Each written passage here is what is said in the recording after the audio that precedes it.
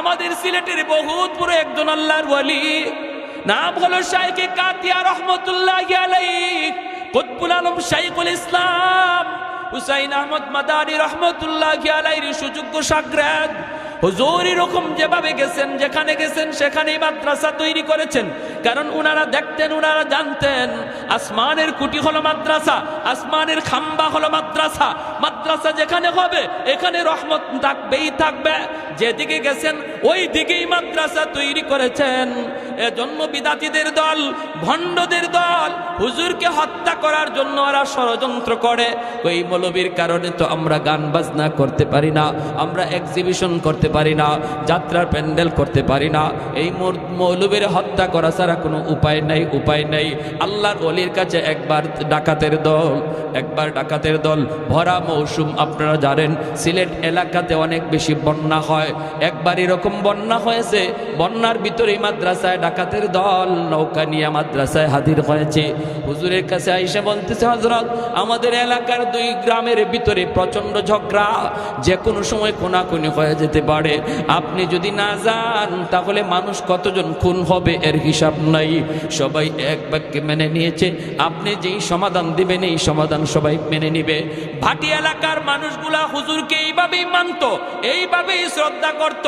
হুজুর যেই জায়গায় যে হাজির, প্রচন্ড মারামারির ভিতরে মার থেমে যেত।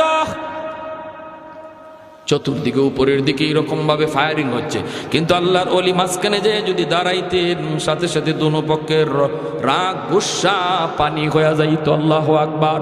এত বড় বুজুর্গ, এত বড় আল্লাহর ওলি ছিলেন।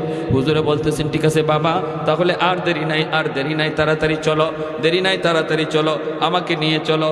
এই বইলা আল্লাহর ওলি তিনি উঠলেন নৌকায় উঠে গেলেন। জানাজানি নাই, কাউকে বলাও নাই, উঠে গেলেন।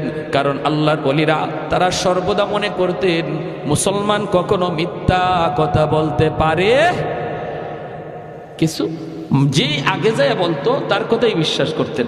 পরে যদি একজনে যায় বলতো, হুজুর ও তো আপনার কাছে মিথ্যা কথা বলছে, তখনই ধমক দিতেন। মুসলমান আবার মিথ্যা বলে নাকি? সুবহানাল্লাহ, জোরে কর না। যে মুসলমান আবার মিথ্যা বলে নাকি? আগের জনে আপনারে মিথ্যা বলছে এই কথাটা বুঝানোই যেত না। কি বুঝলেন? আমরাও মুসলমান, তারাও তো মুসলমান, ঠিক না? উনি নৌকা উঠছেন, নৌকা উঠটা ডাকাতরা লয়ে যাইতেছে হাওর এলাকায়, সিলেটের হাওর এলাকায়। অসুবিধা দিতেছে আপনাদের ভাই? অসুবিধা দিতেছে? শীত, এই যে কুয়াশার পানি পড়তেছে, কিন্তু কষ্ট হইতেছে আপনাদের। এখন হাওরের মাঝামাঝি গেছে, একদম হাওরের মাঝামাঝি। হুজুর বলতেছে, কি রে বাবা, ওই গ্রাম তো এত দূর হওয়ার কথা না, তোমরা আমারে কোথায় নিয়ে যাচ্ছ? না হুজুর, এই যে চলে আসছে, আর অল্প সময়। মূলত ওদের টার্গেট হলো একদম হাওরের মাঝামাঝি নিয়ে হুজুরকে একদম জবাই করবে, জবাই করে হাওরে ফেলাই দিবে। হাওরের মাঝামাঝি নেওয়ার পরে ডাকাতরা তাদের চেহারা পাল্টায় ফেললো। কাছে আইসা কয়, মৌলবী প্রস্তুত হয়ে যাও, আমাদের দীর্ঘদিনের চেষ্টা, তোমারে খুন করব। তোমার কারণে আমরা গান বাজনা, যাত্রা, প্যান্ডেল কিছুই করতে পারি না। খালি যাবাই যাও, এবার যাই তুমি মাদ্রাসা যেখানে যাও সেখানে গান বন্ধ করে ফেলো, ঠিক আছে? আজকে তোমার জীবনের শেষ দিন, তুমি প্রস্তুত নাও। আল্লাহর ওলি বলেন, আমাকে একটু সুযোগ দিবানি 2 রাকাত নামাজ পড়ার? কয়, কোনো অসুবিধা নাই, শেষ জীবনের শেষ নামাজ পড়তে চাও, নামাজ পড়ে নাও। আল্লাহর ওলি 2 রাকাত নামাজে দাঁড়াইলেন নৌকার ভিতরে। যেই মাত্র নামাজে দাঁড়াইলেন সাথে সাথে প্রচন্ড ঝড় তুফান শুরু হয়ে গেল। এমন তুফান, এমন ঝড়, মুহূর্তের ভিতরে আকাশের রং চেঞ্জ। আল্লাহর ওলি এখনো নামাজে সালাম ফিরান নাই। এমন ঝড়, নৌকা ডুবে যাবে। আর এটা এমন এক হাওর, সুনামগঞ্জের ভাটি এলাকার হাওর। এই হাওরে যদি নৌকা ডুবে, হুজুর তো মরছেন, কিন্তু ডাকাইত একটাও বাঁচবে না। এখন ডাকাতের দলগুলি কয়, তাড়াতাড়ি নৌকা সামাল দেওয়া, আগে মৌলবীরে আগ পরে মারবো, আগে নৌকা সামাল দিয়ে নিজের জান বাঁচাও। ওরা তুফান আর ঝড়ের কবল থেকে নিজেকে বাঁচানোর জন্য নৌকা সামাল দিতে লাগলো। আল্লাহর ওলি তিনি তো নামাজে খবর নাই এইদিকে এত ঝড় বয়া যাইতেছে। কারণ খাঁটি আল্লাহওয়ালারা যখন নামাজে দাঁড়ায়, দুনিয়ার কোনো হুঁশ থাকে, কোনো খবর থাকে না। ভাইরে উনিও নামাজ শেষ করছেন, আর নৌকাও যাইয়া দেখা গেল একটা ঘাটে লাগলো। এত বড় হাওর থেকে কেমনে ঘাটের মধ্যে আসলো? ঘাটে লাগছে তো লাগছে, যে ঘাটে যায় লাগছে এটাও সুনামগঞ্জের থানার ঘাট, পুলিশ পাহারায় নিয়োজিত। নৌকা প্রায় 4টা বাজে একটা নৌকা ঘাটে লাগছে ঝড় তুফানের ভিতরে। পুলিশ টর্চ মাইরা মাইরা দৌড়ে আসতেছে। আই সেই পুলিশ যখন নৌকার মধ্যে টর্চ মারছে, মাইরে দেখে আল্লাহর কুতুব কুতবে জামান শাইখ কাতিয়া রাহিমাহুল্লাহ, যেই মাত্র হুজুরে দেখছে এমনি পুলিশেরা দৌড় দিয়া গেল, হুজুর আপনি এত রাতে নৌকায় কেন, আর এরা কারা? যেই মাত্র কইছে এরা কারা, ডাকাতের দল দিশা বিশা পায় না, কোথায় থানার আমরা ছিলাম, কোথায় কেমনে থানার ঘাটে এসে লাগলো। হায় আমরা কার বিরুদ্ধে লাগছিলাম? হুজুরের পায়ে পইরা পা ধইরা মাপ চাওয়ার কো, হুজুর জীবনের জন্য তওবা করলাম, গুনাহ তো সারছি আজীবন আপনার খাদেম হইয়া থাকবো, আমাদেরকে আজকের মতো বাঁচান। যেই পুলিশেরা কই হুজুর এরা কারা, আপনার পা ধরতেছে, হুজুরে বলতেছেন না কোনো অসুবিধা নাই, এরা সব আমার খাদেম, নৌকা ভুল করে এখানে চলে আসছে, একটা অন্যায় করেছে তাই মাপ চাইতেছে। আল্লাহু আকবার। পুলিশদের কাছে পরিচয় দেন নাই ওরা যে ডাকাত। এই আল্লাহর ওলি এই ডাকাতদেরকে বলছিলেন, বাবা শুন, তোরা যে এমন ঘটনা ঘটাইছো আমার জীবদ্দশায় কারো কাছে বলবি না, বলবি না, আমার ইন্তেকালের পরে যদি বলতে চাও বলবা। আমরা আল্লাহর ওলির ইন্তেকালের পরেই খবরগুলা পাইছি, এবং ওরা বলছে আমরা যে হুজুরের খাদেম, আমরা কিন্তু শুরুতে খাদেম ছিলাম না, আমরা হুজুরকে মারার জন্য ডাকাত সেজে এসেছিলাম, আমরা হলাম ডাকাত। কিন্তু ঘটনা ছিল এই আল্লাহর ওলির ওই কারামতের পর আমরা তওবা করে সবাই আল্লাহর ওলির খাদেম হয়ে গেছি। এজন্য রে ভাই উলামায়ে কেরামের কদর করো, উলামায়ে কেরামকে চিনো, মাদ্রাসাকে কদর করো, মাদ্রাসাকে কদর করো। আল্লাহ নবী রহমতের নবী বলেন, হাফেজে কোরআন জান্নাতের দিকে যায়, আর কই আল্লাহ আমার মা কই, আমার বাবা কই? আল্লাহ কইব যাও তার আব্বা আম্মারে জাহান্নাম থেকে উঠে আনো। জাহান্নাম থেকে বাপ্পারে যখন উঠে আনবে, তার দাদা দাদি নানা নানি তখন উইটে কইব, বাবা তোমরা তো তোমাদের সন্তানের উসিলায় আজকে জান্নাত পেয়ে গেছো, কিন্তু সে তো আমাদের নাতি, আমাদের নাতি, আমরা তো কত আদর করছি, কত মায়া করছি, আমি নানা আমি নানি কত মায়া করছি, আজকে আমরা বিপদে পড়ে গেছি, বাবা তোমরা তো মুক্তি পেয়ে গেছো। আমার ভাইটারে বইল একটু সুপারিশ করার জন্য। তার আব্বা আম্মা আয়েশা তার সাথে জান্নাতের দিকে রওনা দিবে, কিছু দূর যাইয়ে বাপ মা থেমে যাবে। ছেলে কইবা, আব্বা তুমি থামছো কেন, আম্মা তুমি থামছো কেন? তখন মায়ে কানবো, বাবায় কানবো, কান্দা কইব, বাবা তুমি যদি তোমার বাপ মা সারা জান্নাতে না যাও, আমরাও আমাদের বাপ মা সারা জান্নাতে যাইব না। তখন আল্লাহ কইব, যাও তার দাদা দাদি নানা নানিরে তুইলা আনো। দাদা দাদি নানা নানিরে তুইলা আনার সময় এলাকার মানুষেরা তাদেরকে দইরা বলবে, বাইরে তোমরা তো মুক্তি পেয়ে গেছো নাতির সুপারিশে, কিন্তু আমরা ওই এলাকার মানুষ, যে এলাকার মাদ্রাসায় পইরা তোমাদের নাতি হাফেজ হইছে, আলেম হইছে, আমরা ওই এলাকার মানুষ, আমরা মাদ্রাসাকে কদর করতাম, আমরা তার থাকার জায়গা করে দিছিলাম, খানার ব্যবস্থা করে দিছিলাম, আমরা তার সহযোগিতা করেছিলাম। একটু যায়া বইল মালিকের কাছে আমাদের জন্য যেন একটু সুপারিশ করে। দাদা দাদি নানা নানি আইসা ওই মানুষগুলার কথা তারে শোনাবে। তখন সে আল্লাহর কাছে কইব, মালিক যাদের সহযোগিতায় আমি কোরআন সিনায় নিয়েছি, ওই মানুষগুলাকে যদি আমার সাথে না দেও আমি জান্নাতে যাইমু না। আল্লাহ পাক তখন কইব, যাও মানুষগুলোর জাহান্নাম থেকে উঠে আনো। উঠে আনার পরে একজনে কইব, হুজুর আপনি আমারে চিনছেননি, আনাল্লাযী সাকাইতুকা মা, আমি আপনাকে একদিন এক গ্লাস পানি পান করাইছিলাম। আনাল্লাযী ওয়াহাবতু লাকা ওযুয়া, হুজুর আমাকে আপনি বুঝি চিনেন? আমি আপনারে একদিন এক বদনা ওজুর পানি দিছিলাম। নবী বলেন এইভাবে অসংখ্য মানুষ, কেউ কইব 1 বস্তা 2 বস্তা চাউল দিছি, কেউ কইব আমি 1000 টাকা দিছি। আপনি যেই মাদ্রাসায় পড়ছিলেন এই সহযোগিতা পাইয়াছি না, আপনি কোরআন নিছেন।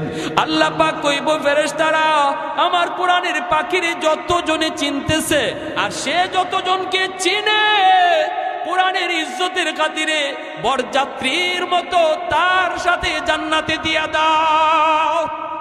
শামসুল হক ফরিদপুরি রহমতুল্লাহি আলাইহি বহুত বড় একজন বুজুর্গ ছিলেন, আপনারা নাম হয়তো শুনেছেন, সদস্য হুজুর হিসাবে সবাই চিনে। তিনি দীর্ঘদিন দারুল উলুম দেওবন্দে লেখাপড়া করেছেন। হুজুরের বাড়ি হলো এই যে গোপালগঞ্জের গহরডাঙ্গা।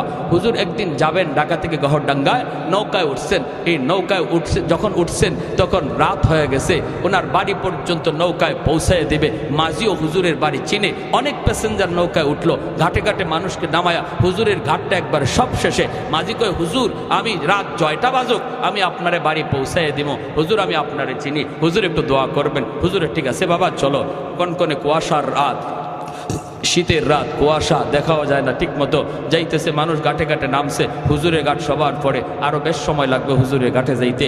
ওই অবস্থায় হুজুর বলতেছে বাবা মাঝি আমারে তুমি এখানেই নামায় দাও। কি কন? এখানেই নামায় দাও। কেন? বাবা আমার এখানে নামা। হুজুর এটা তো আপনার ঘাট না, এখানে যদি আপনি নামেন তাহলে আপনাকে বিশাল বড় একটা হাওর পায়ে হেঁটে যাওয়ার লাগবে, আর এত রাত, প্রচন্ড কুয়াশা, কিছু দেখা যায় না। হুজুর কেন আপনি এই কাজ করবেন? আপনার ঘাটে নৌকা যাবে। হুজুর বলতেছে বাবা তুই বুঝবি না, তুই আমাকে এখানে নামায় দে, দ্রুত নামা, আমার কাজ আছে, এখানে নামা, আমি হাওরটা পাড়ি দিয়ে পায়ে হেঁটে যাব। মাঝি অবাক হয়ে গেল। মাঝি মনে মনে কয় আমি চিন্তায় পড়ে গেলাম, হুজুরের এত রাতে কাজ কি? এত রাতে হাওরে হুজুরের কাজ কি? কয় তাহলে ঠিক আছে আমি নামাব ঠিক, কিন্তু আমি পিছনে পিছনে যাব। হুজুর কি কাজ করে একটু দেখার জন্য হুজুরকে নামায় দিল মাঝি। পিছনে পিছনে মাঝিও নামলো। হুজুরে দেখেন নাই, মাঝি দেখতেছে, কয় আমি দেখলাম হুজুর সামনের দিকে হাঁটতেছেন, প্রচন্ড কুয়াশা, ভালো করে দেখাও যায় না, আমাকে হুজুর দেখেন না, পিছনে আমি হুজুর খেয়াল করেন নাই, আমি একটু দূরে অবস্থান করতেছিলাম, আমি তো ঝাপসা ঝাপসা হুজুরকে দেখতেছি, যাইতেছেন, একটু পরেই তাকায় দেখি নামাইলাম আমি একজন, কিন্তু কিছুক্ষণ পরে দেখি হুজুরের ডানে বামে সামনে পিছনে শত শত মানুষের আওয়াজ। আমি অবাক হয়ে গেলাম, অবাক, ভয় পেয়ে গেলাম। নামাইলাম আমি একজন মানুষ, কিন্তু ওনার ডানে বামে এত মানুষের আওয়াজ। এরা কারা? এদের পরিচয় কি? পিছনে পিছনে আমি যাইতেছি, হুজুর ওদের সাথে কথা বলতেছেন, আর ওরা হুজুরকে, একজন মন্ত্রী মিনিস্টার যেভাবে হাঁটি এইভাবে হুজুরকে সামন দিক দিয়ে রাস্তা দেখে দেখে নিয়ে যাইতেছে। বাড়ি পর্যন্ত যাওয়া মাত্রই আমি দেখলাম লোকগুলা আর কেউ নাই, সবাই অদৃশ্য হয়ে গেল। হুজুর ঘরের ভিতরে ঢুকবেন, আমি যাইয়েই সালাম দিয়ে দিলাম, আসসালামু আলাইকুম ওয়া রাহমাতুল্লাহ। হুজুর আমাকে দেখে বলতেছেন বাবা তুমি এখানে কেমন করে? কই হুজুর আমি তো আপনার পিছনে পিছনে আসছি। কেন আসছো? কি জন্য আসছো? কি দেখছো? কয় হুজুর আমি যা দেখছি আমার ভিতরে পানি নাই, কলিজায় পানি নাই, আমি তো প্রচন্ড ভয় পাইছি হুজুর। হুজুর আগে বলুন এরা কারা? আমি নামাইলাম আপনাকে একা, কিন্তু এত মানুষ, এরা কারা? কি এদের পরিচয়? এবার হুজুর বলতেছে বাবা আমি বলতে পারি তোর কাছে এক শর্তে বাবা, আমার জীবদ্দশায় কারো কাছে কিছু বলবা না, কারো কাছে কিছু বলবা না। সে বলতেছে ঠিক আছে হুজুর আমি বলবো না। খাঁটি আল্লাহওয়ালারা তাদের নিজেদের কারামত কারো কাছে বলে না, কেউ দেখলে সেটা বলতেও নিষেধ করে, ঠিক কিনা জোরে বলেন? আর ভেজাল যত জায়গায় আছে খালি সাইনবোর্ড আর অ্যাডভার্টাইজ, ভেজাল যত আছে, আশিকি রসুল, মাহবুবে খুদা, গাউসে হামদানি, কুতুবে রব্বানি, সারাসুল্লি সুলকানি, নাম আর খুঁজে পাওয়া যায় না। নাম কই গেল?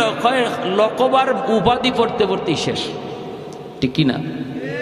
এক লোক ময়মনসিংহ গেছে, আসার পথে প্রচন্ড কুয়াশা, এরকম বন্ড ফিসাব। ড্রাইভাররা কয় থাম, সামনে দেখোস না কিছুই দেখা যায় না, ওখানে দেখ একটা বোর্ডিং দেখা যায়, সিট আছে কিনা একটু দেখ। তো ড্রাইভার গেছে, গিয়া বোর্ডিং ম্যানেজার রেখায়, স্যার রাত বাজে প্রায় 3টা 2টা, বলতেছে স্যার আপনাদের হোটেলে কোনো সিট আছে? কয় সিট তো আছে, থাকবো কেটা? থাকবো কে? থাকবে আশিকে রসুল, মাহবুবে খুদা, গাউসে হামদানি, কুতুবে রব্বানি, সরাসরি সুলকানি, কইতে কইতে 16টা টাইটেল। ম্যানেজারে ধর্মে ভাগো, সিট নাই। ম্যানেজারে ভাবছে 16টা সিট লাগবে। নাম যখন 16টা কইছে, ম্যানেজারে ভাবছে সিট লাগবে কয়টা? 16টা। কয় সিট নাই, সিট নাই ভাই, যান যান। আর কয় হুজুর সিট নাই। হুজুরে কয় সিট না হইলে কেমনি যাবি? যাওয়ার তো কোনো উপায় নাই। হোটেলের বারান্দায় গামছা বিছা, চাদর বিছায় রাত কাটা। হোটেলের বারান্দার মধ্যে চাদর বিছায় ঘুমায় রইছে। ফজরের সময় ম্যানেজার উঠছে, ওইটা দেখে এত মোটা এক হুজুর গড়াগড়ি করে শীতের মধ্যে কনকনে কাঁপে। কয়েক বেড়া ঘটনা কি? এখানে হুজুর নিয়ে এরম করো? কয় তুই হুজুর নিয়ে এখানে কি করো? তুই আমার কাছে ভিতরে সিট চাইলে না? আমি তো আপনার কাছে সিট চাইছি। কয়েক বেটা তুই তো সিট চাইলে 16টা, তাই বললে কি আমার কাছে 2টা সিটও নাই? এখন হুজুরে উঠছে, উঠতে কয় রে, এই টাইটেলে আমাদের দুনিয়াতেও সিট দিল না, মরণের পরেও সিট দিত না, ঠিক না?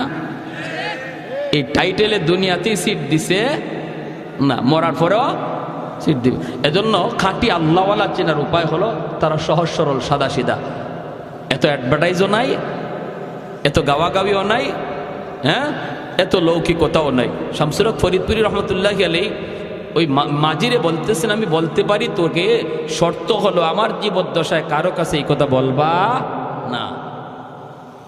বলেন হুজুর? বাবা আমি যখন নৌকায় ছিলাম, এই নৌকায় থাকা অবস্থায় এই এলাকার জিন্নাতের সর্দার আমার কানে কানে আইসা সালাম দিয়া কয়, হুজুর আমরা আজ অনেক দিন যাবৎ আপনার অপেক্ষায়, আমাদের ভিতরে অনেক সমস্যা চলতেছে, কেউ কারো কথা মানে না, এমন দ্বন্দ্ব খুনাখুনি হওয়ার সম্ভাবনা আছে। এক পর্যায়ে আমরা সবাই একমত হয়েছি, যতগুলি সমস্যা আছে সবগুলির সমাধান আপনার কাছ থেকে নিব। আপনি যা বলবেন আমরা সবাই মাথা পেতে মেনে নিব, কেউ আর আমরা কোনো ধরনের বিরোধিতা করব না। হুজুর একটু দয়া করে যদি এই জায়গায় নামতেন, পায়ে হেঁটে যদি বাড়িতে যাইতেন, হাওরটা আমরা পাহারা দিয়া দিয়া আপনাকে বাড়ি পর্যন্ত পৌঁছায় দিব, আর মাঝখানে আমাদের যত যা কিছু জানার প্রয়োজন সব আমরা জেনে নিব। আল্লাহু আকবার। मैं तालिब मौला हो मेरे इश्क़ निराला, मैं तालिब मौला हो मेरे इश्क़ निराला, है जुमला जहाँ जिनके तजल्ली से उजाला, है जुमला जहाँ जिनके तजल्ली से उजाला, मैं दरूद जहाँ गैर खुदा यार नदारम, जुज़ याद खुदा हीच दिगर कार नदरम, जुज़ याद खुदा हीच दिगर कार नदरम। ज़ोरे कुन अल्लाहु আকবার। আর একটু জোরে কোন আল্লাহু আকবার। তাহলে আল্লাহর নবী বলেছেন, উলামায়ে কেরামকে মানব দানব পশু পাখি সবাই শ্রদ্ধা করে, কারণ হলো ওরা জানে উলামায়ে কেরামের উসিলায় আল্লাহ সবাইরে খাওয়াইতেছে। ঠিক কিনা? ঠিক কিনা? আমার আপনারও আল্লাহ খাওয়ায় মাদ্রাসার উসিলায়, ঠিক কিনা? আমি মাদ্রাসা দান করলেও মাদ্রাসা চলবে, না করলেও মাদ্রাসা চলবে, বাকি মাদ্রাসায় আমি দান কইরা মাদ্রাসা টিকায় রাখছি, বিষয়টা এমন নয়, বরং মাদ্রাসায় উসিলায় আল্লাহ আমাকে টিকায় রাখছে। ঠিক কিনা রে ভাই? ও মালিক, তোমার দেওয়া আমানত, কেন বাপ মা খেয়ানত করলো? আমার হোক, কেন বাপ মা নষ্ট করলো? ডাকো আজ আমার মাকে, ডাকো আজ আমার বাবাকে, ডাকো। আল্লাহ আমার মা বাবাকে ডাক দাও। রব্বানা আতিহিম দিরফাইনি মিনাল আযাব ওয়ালআনহুম লানান কাবীরা। কইব আল্লাহ আজ আমি জাহান্নামী হলাম, আমার বাপ মার ভুল সিদ্ধান্তের কারণে আজ আমি জাহান্নামী হয়েছি। আমি আজকে জাহান্নামের আগুনে যেই পরিমাণ শাস্তি ভোগ করব, আমার মা বাবাকে ডাবল শাস্তি দাও, ডাবল শাস্তি দাও। সন্তান আল্লাহর দরবারে বাপ মার বিরুদ্ধে মামলা দিবে। দুনিয়ার বহু বাপ মা সন্তানের মামলায় আল্লাহর আদালতে আসামির কাঠগড়ায় দাঁড়াবে। নাউজুবিল্লাহ। জোরে কও। কি শিখাবো, কি পড়াবো, কি দেখাবো? মায়ার নবী, দয়ার নবী বলেন, কুল্লু মাউলুদিন ইউলাদু আলাল ফিতরা ফাআবাওয়াহু ইউহাব্বিদানিহি আও ইউনাসসিরানিহি আও ইউমাজ্জিসানিহি। আল্লাহ নবী বলেন, সমস্ত সন্তান দুনিয়াতে আগমন করে আল্লাহর পরিচয় লইয়া রে যুবক। হিন্দুর সন্তানটাও দুনিয়াতে আগমন করে এক আল্লাহর পরিচয় নিয়া। ইহুদির বাচ্চাটাও দুনিয়াতে আগমন করে এক আল্লাহর পরিচয় নিয়া। খ্রিস্টানের সন্তান সেও দুনিয়াতে আগমন করে এক আল্লাহর পরিচয় নিয়া। সমস্ত সন্তান দুনিয়াতে যখন আগমন হয় শুধু আল্লাহর পরিচয় নিয়েই নয়, বরং সে আল্লাহর ওলি হইয়া দুনিয়াতে আগমন করে। মায়ার নবী, দয়ার নবী বলেন, ফাআবাওয়াহু ইউহাব্বিদানিহি আও ইউনাসসিরানিহি আও ইউমাজ্জিসানিহি। নবীজি বলেন, এরপরে তার বাপ মা তারে ইহুদি বানায়, বাপ মা তারে নাসারা বানায়, বাপ মা তারে মুশরিক বানায়, বাপ মা তারে বেনামাজি বানায়, বাপ মা তারে সুদখোর, ঘুষখোর, গাঞ্জাখোর বানায়, বাপ মা তারে বেপথে বেলাইনে নিয়ে যায়। তার জীবনের টার্গেট ছিল আল্লাহর ওলি হইয়া কবরে যাওয়া। দুনিয়া এসেছে আল্লাহর ওলি হইয়া, কবরও সে যাবে আল্লাহর ওলি হইয়া। মাঝখানে তারে ভিন্ন পথে চালাইল কে? ভিন্ন পথে নিয়ে গেল কে? আল্লাহ নবী বলেন, তার এক নাম্বার দায়ী মা, এক নাম্বার দায়ী হলো বাবা। তার ভিন্ন পথে চলে যাওয়ার জন্য যেই সমস্ত মানুষগুলি আল্লাহর আদালতে আসামির কাঠগড়ায় দাঁড়াবে, নবী বলেন সবার আগে থাকবে বাপ মা। ওই বাপ মাকে আল্লাহ পাক রব্বুল আলামিন জিজ্ঞেস করবে, বাবার চেয়ে মাকে আল্লাহ বেশি জিজ্ঞেস করবে। মা সন্তান মাকে বেশি টাইম পায়, গর্বেও ছিল মার কাছে, দুধও খাইছে তখনও মায়ের সাথে। ছোট্ট বয়স বাবা বাহিনী থাকে, মাকে সন্তান বেশি টাইম পায়। এজন্য মার জবাবদিহিতা বাবার চেয়ে বেশি হবে, মার জবাবদিহিতা আল্লাহর কাছে মায়ের বাবার চেয়ে বেশি হবে। কারণ মায়ার নবী বলেন, আল মারআতু রাইয়াতুন আলা বাইতি যাওজিহা ওয়া ওয়ালাদিহি।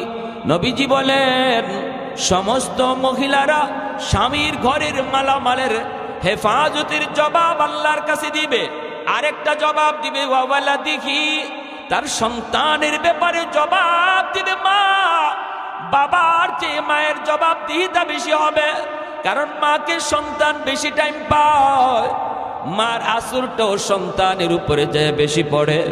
মা যদি দিনদার হয় সন্তানও দিনদার হয়, মা যদি নামাজি হয় সন্তান নামাজি হয়, মা যদি কোরআন তেলাওয়াত বেশি বেশি করে সন্তান হাফেজে কোরআন হয়।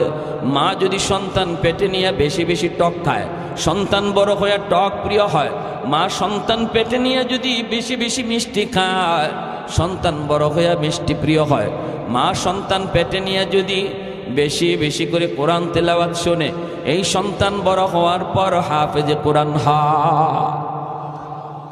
পেটে সন্তান নিয়ে মা যদি বেশি বেশি গান শুনে, এই সন্তান বড় হয়ে গানের মাস্টার হয়।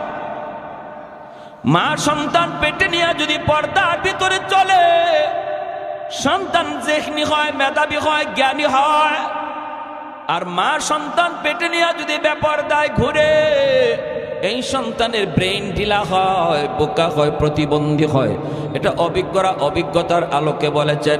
এজন্য বাইরা মনে রাখবি যুবক, সবার আগে যদি একটা সুন্দর সন্তান চাও, নেককার একটা ছেলে যাও, আগে মা, ভালো একটা মা তোমাকে তালাশ করতে হবে।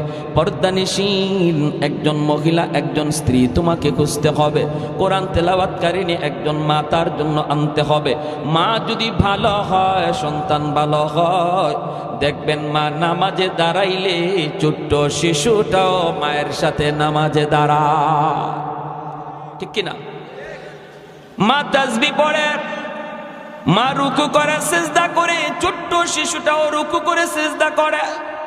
মা তাসবিহ পড়ে, টুট নড়ে, শিশু বাচ্চাটাও তাসবিহ পড়ে। কিসের তাসবিহ? তাসবিহ তো পড়ে না, তাসবিহ তো পড়ে না। মার টুট নড়ে, এজন্য বাচ্চাটাও টুট নাড়ায়। জোরে বলি সুবহানাল্লাহ, আর একটু জোরে কোন সুবহানাল্লাহ। এজন্য ভাইরা মনে রাখবারে আল্লাহর বান্দা, সন্তানের ব্যাপারে আল্লাহর দরবারে বাপ মার জবাবদিহিতে হবে সবার আগে। কারণ ঘর হলো তার সর্বপ্রথম বিদ্যালয়, বাপ মা হলো তার সর্বপ্রথম শিক্ষক। ঘরের মধ্যে সন্তান যা কিছু শিশুবেলা থেকে বড় হওয়ার পর এটার আসর থাকে। ঘরের মধ্যে সন্তান যা কিছু শুনে এটা তার মরণ পর্যন্ত আসর থাকে। কারণ শিশুকালে বাচ্চাগুলির দিল দেমাগ হলো কাদামাটির মতো, কাদামাটির ভিতরে যা খুশি লেখা যায়, মাটি যদি শক্ত হয়ে যায় লেখা যায় না। সন্তানের চোখ হলো ভিডিও রেকর্ডার, কান হলো তার অডিও রেকর্ডার। চোখ দিয়ে আপনার সন্তান যা কিছু দেখবে ঘরের ভিতরে সব কিছু চোখের মধ্যে রেকর্ড করে রাখে। কান দিয়ে আপনার শিশু বাচ্চাটা করে যা শুনে সব কিছু কানের মধ্যে রেকর্ড করে রাখে। যেদিন সে বড় হওয়ার পর সাপ্লাই দেয়, এতদিন পর্যন্ত যা কিছু রেকর্ড করেছে বড় হওয়ার পরে তাই সাপ্লাই দেয়। এখন যদি আপনার সন্তানের কানের মধ্যে আপনি গান রেকর্ড করান, ঘরের ভিতরে নাটক চলছে, ঘরের ভিতরে সিনেমা চলছে, টেলিভিশনের আওয়াজ চলছে, ছোট্ট বাচ্চাটা বুঝে না কিন্তু গানের আওয়াজ তার কানে রেকর্ড হয়ে রয়েছে। ছোট্ট বাচ্চা সিনেমার কোনো অনুষ্ঠান বুঝে না কিন্তু নাচ গানের দৃশ্য তার চোখে রেকর্ড হয়ে থাকে। এটা আল্লাহর পক্ষ থেকে দেওয়া তাকে দুইটা রেকর্ডার। চোখ হলো তার ভিডিও রেকর্ডার, কান হলো তার অডিও রেকর্ডার। আমরা মনে করি শিশু বাচ্চা বুঝে না, কিন্তু না না, শিশু বাচ্চা সব বুঝে, সব কিছু তার রেকর্ড হয়ে থাকে। যেদিন সে সাপ্লাই দেয়, যদি কানের ভিতরে গান রেকর্ড করে থাকি তখন গানই সে সাপ্লাই দিবে। আর যদি কানের ভিতরে কোরআন তিলাওয়াত রেকর্ড করে তাহলে সে কোরআন তেলাওয়াত বাজাবে, ঠিক কিনা? ট্যাপের ভিতরে যদি আপনি গান রেকর্ড করেন আর এই ট্যাপ নিয়ে যদি সিনেমা হলের ভিতরেও বাজান, ট্যাপকে যদি আপনি বলেন তোর পায়ে ধরি তুই এখানে কোরআন তেলাওয়াত বাজ, তুই এখানে তেলাওয়াত যদি রেকর্ড করেন আর সিনেমা হলের ভিতর নাপাক জায়গায়ও যদি ট্যাপ নিয়ে বাজান, তখন নাপাক জায়গা বুঝবে না, ট্যাপ থেকে কোরআন তেলাওয়াত বের হবে, ঠিক কিনা? আর যদি ট্যাপের মধ্যে আপনি গান রেকর্ড করেন, মসজিদের ভিতরে নিয়ে ট্যাপ ঢুকান আর বলেন ট্যাপ তোর পায়ে ধরে বলতেছি, এটা মসজিদ আল্লাহর ঘর, তুই গান বাজবি না, আপনার কথা ট্যাপ শুনবে? শুনবে? ট্যাপ বলবে আরে আহম্মক বোকা, তুই আমার মধ্যে রেকর্ড করলি গান আর শুনতে চাস কোরআন তেলাওয়াত, এটা কেমন করে হয়? এটা কোনোদিনই তো হবে না। মসজিদের ভিতরে বাজাইলেও সে গানই বাজবে। এজন্য আপনার সন্তানের দিল আর দেমাগের ভিতরে শিশুকালে যদি মাদ্রাসায় ভর্তি করায়া তার কোরআন তেলাওয়াত রেকর্ড করানো হয়, যদি তার কানের ভিতরে তেলাওয়াত আর চোখের মধ্যে কোরআন তেলাওয়াতের দৃশ্য রেকর্ড করা হয়, আল্লাহর নাম তার হৃদয়ের ভিতরে খুদাই করে লিখে দেওয়া হয়, যদি পরকালের ফিকির তার অন্তরে ঢুকায় দেওয়া হয়, এরপরে যদি আপনি তারে কলেজেও পড়ান, ভার্সিটিতেও পড়ান, নাস্তিকদের ভিড়েও যদি যায়, ঢাকা ইউনিভার্সিটির বাংলা বিভাগেও যদি আপনার সন্তান পড়ে যেখানে নাস্তিকগুলি চতুর্দিকে ভিড় করা, সেখানেও সে নাস্তিক হবে না, বরং ইসলামের সৈনিক হবে, আল্লাহর সৈনিক হবে, রসুলের সৈনিক হবে, উলামায়ে কেরামের পক্ষে থাকবে, কোরআনের পক্ষে থাকবে। আওয়াজ দিয়ে এখন ঠিক কিনা? আর যদি শিশুকালে দিন না শিখান, শিশুকালে যদি তার দিন না শিখান, শিশুকালে যদি তারে কোরআন না শিখান, শিশুকালে যদি তার ইসলাম না শিখান, তাহলে এই ছেলে বড় হওয়ার পর যত চেষ্টাই করেন লাইনে থাকবে না, সে বেলাইনে চলে যাবে। বাপ মার সাথে বেয়াদবি করবে, আলেম ওলামার সাথে বেয়াদবি করবে, মাদ্রাসার সাথে বেয়াদবি করবে, নামাজ পড়বে না, হালাল হারাম চিনবে না, হ্যাঁ, যা পাইবে তাই খাবে। ঠিক কিনা জোরে কর। প্যারে হাজিরিন, এজন্য বলি মনে রাখবেন, শিশুকালে 5 বৎসর মিনিমাম মাদ্রাসায় বাচ্চাটারে পড়ান। ডাক্তার বানাইতে চান, অসুবিধা নাই, আমরা নিষেধ করি না। এদেশে ডাক্তারের প্রয়োজন, ইঞ্জিনিয়ারের প্রয়োজন। সবাই মাদ্রাসায় পড়লে ডাক্তার ইঞ্জিনিয়ার হবে কে? মাদ্রাসা থেকে মুফতি মুহাদ্দিস হাফেজে কোরআন বের হয়, ডাক্তার ইঞ্জিনিয়ার বের হয় না। একটা দেশের জন্য প্রয়োজন। আমি বলি ডাক্তার বানান, ইঞ্জিনিয়ার বানান, এটা ইসলাম কখনো নিষেধ করে না। কিন্তু ইসলাম বলে ডাক্তার পরিচয় সন্তানের বড় পরিচয় নয়। আমার সন্তানের সবচেয়ে বড় পরিচয় হলো সে মুসলমানের সন্তান। এজন্য সবার আগে মুসলমানই শিখাইতে হবে। আওয়াজ দিয়ে বলেন ঠিক কিনা? সবার আগে মুসলমানই শিখাও। সন্তানকে বলো, বাবা ইঞ্জিনিয়ার হওয়া তোমার বড় পরিচয় নয়, ডাক্তার হওয়া বড় পরিচয় নয়, তোমার সবচেয়ে বড় পরিচয় তুমি মুসলমান। এজন্য সবার আগে মুসলমানই শিখো। আর মুসলমানই শিখানোর জন্যই মাদ্রাসায় 1 বছর 2 বছর না, 5 বছর পড়াইতে হয়। শিশুকালে মক্তবে 1 ঘন্টা পড়ানোর দ্বারা মুসলমানই শিক্ষা করা হয় না। মক্তবে 1 ঘন্টা হুজুর 200-250 ছাত্রকে কখন পড়া দিবে আর কখন নিবে, সহি শুদ্ধ করে কোরআনই হুজুর পড়াইতে পারে না। বাচ্চাদের মারামারি, কিলাকিলি, ঘুষাঘুষি, এই মামলা ডিসমিস করতেই তো হুজুরে 1-1.5 ঘন্টা চলে যায়। ঠিক না? এটা আমরাও তো বুঝি বাপ মারা, যে হুজুরে মক্তবে যে কি পরিমাণ ভালো পড়াইতেছে, এটা আমরাও বুঝি। অনেক মাও আছে এমন মনে করে ঘরে বাচ্চা ঝামেলা করে, দুষ্টামি করে, মক্তবে পাঠাই দে, কিলাকিলি যা আছে, ঘুষাঘুষি যা আছে সব যেন মক্তবে যেয়ে করে। ঠিক না? তো এই জন্য মক্তবে পড়ানোর দ্বারা বাপ মা জিম্মাদারি আদায় হয় না, সন্তানের হক আদায় হয় না, সন্তান মুসলমানই শিখতে পারে না। 5 বৎসর মাদ্রাসায় পড়াইতে হবে শিশুকালে, নুরানি মাদ্রাসায়। আর আলহামদুলিল্লাহ এখন মাদ্রাসাগুলিতে 5 বৎসর শিশুকালের, এই যে শিশুকালের 5 বৎসর 1 থেকে 5 পর্যন্ত মাদ্রাসায়ও স্কুলের সমমানের অঙ্ক ইংরেজি সিলেবাস রাখা হয়েছে। স্কুলে যে অঙ্ক ইংরেজি পড়ানো হয়, মাদ্রাসায় একই অঙ্ক ইংরেজি পড়ানো হয়। শুধু আপনাদের কথা চিন্তা করে যারা মনে করতেছেন ছেলেকে ডাক্তার বানাবেন, ইঞ্জিনিয়ার বানাবেন, আপনার কথা ভেবে মাদ্রাসার সিলেবাস এমন করা হয়েছে। বানান ডাক্তার, ইঞ্জিনিয়ার বানান, কিন্তু সবার আগে তার জীবনের লেখাপড়ার শুরুটা যেন মাদ্রাসা থেকে হয়, তার জীবনের শুরু যেন মুসলমানি শিক্ষার দ্বারা হয়, তার লেখাপড়ার শুরু যেন কোরআনের শিক্ষার দ্বারা হয়। তাহলে মুসলমানের সন্তান হবে আগে, আগে মুসলমানের সন্তান হবে, তারপরে তার পরিচয় হবে ডাক্তার। যেই ছেলে মুসলমানি শিক্ষা ডাক্তার হবে, তার নিয়ত হয়ে যাবে পরিশুদ্ধ, হারাম পথে কোনোদিন টাকা কামাই করবে না, মিথ্যা সার্টিফিকেট দিয়া কোনো রোগীর প্রাণ নিবে না, টাকার লোভে পইরা কোনো নর্মাল ডেলিভারি কেস কোনো মহিলার সিজার লাগবেই মিথ্যা কথা বইলা 40,000 টাকার লুপ করবে না। কারণ তার সিনার ভিতরে কোরআনের মহব্বত, হালাল হারাম সিনায় খুদাই করে লিখে দেওয়া হয়েছে। সমাজে এমন ডাক্তারও আসেনি না নাই? নর্মাল ডেলিভারি হবে এটা ডাক্তার ভালো করে জানে, এরপরেও বিল বেশি আসবে না যদি সিজার করা না হয়। তাই ডাক্তার রিপোর্ট দেয় সিজার করতেই হবে, না করলে বাচ্চাও মারা যাবে, মাও মারা যাবে। ভয়ে আমরা কই স্যার যেভাবে যত টাকা লাগে আমার বাচ্চা বাঁচান, আমার বিবিরে বাঁচান, এইরকম দিয়া ডাক্তার কয়, মনে মনে হাসে কয় আমি তো ইডেই চাইছি। ঠিক না? ডাক্তার মনে মনে কয় আমি তো ইডেই চাইছি। যে ডাক্তার 30-40 হাজার টাকার লোভে পড়া একজন সুস্থ মহিলাকে সারা জীবনের জন্য অসুস্থ বানায় দিল, এই ডাক্তাররে আপনারা ডাক্তার বলবেন না ডাকাত বলবেন? আওয়াজ আসতে হয়েছে, জোরে কর। ডাক্তার না ডাকাত? কেন? কার তার জীবনের শুরুটা কোরআন শিক্ষার দ্বারা হয় নাই। এমন ডাক্তারের বাবা হওয়ার চেয়ে না হওয়া ভালো, এমন ডাক্তারের দাদা হওয়ার চেয়ে না হওয়া ভালো। আর যদি কোরআন শিক্ষায়া ইসলামী জিন্দেগি তারে মুসলমানের সন্তান বানাইয়া তারে ডাক্তার বানাইতেন, তাহলে এই ডাক্তারের নামে বাপ মার সুনাম হতো। আর এখন কইব যখন এই ধরনের ডাকাতি করবো ধরবো হয়তো ডাকাতের বাপ যায়, ডাক্তারের বাপ কইব না, ওই ডাকাতের বাপ যায়, ঠিক না? ইঞ্জিনিয়ার হইছে, রড না দিয়া ব্রিজ বানাইতে গিয়ে বাঁশ ঢুকাই দিছে, খবর আসেনি উত্তরবঙ্গের মানুষের? হ্যাঁ, আচ্ছা এখন বাঁশ ঢুকাইছে, মানুষ মরছে, ইঞ্জিনিয়ার কয়তো আমার কি হয়েছে, আমার দরকার ছিল টাকা, ঠিক না? আমার দরকার ছিল টাকা, আমি টাকা পেয়ে গেছি, মানুষ মরুক তো মরুক।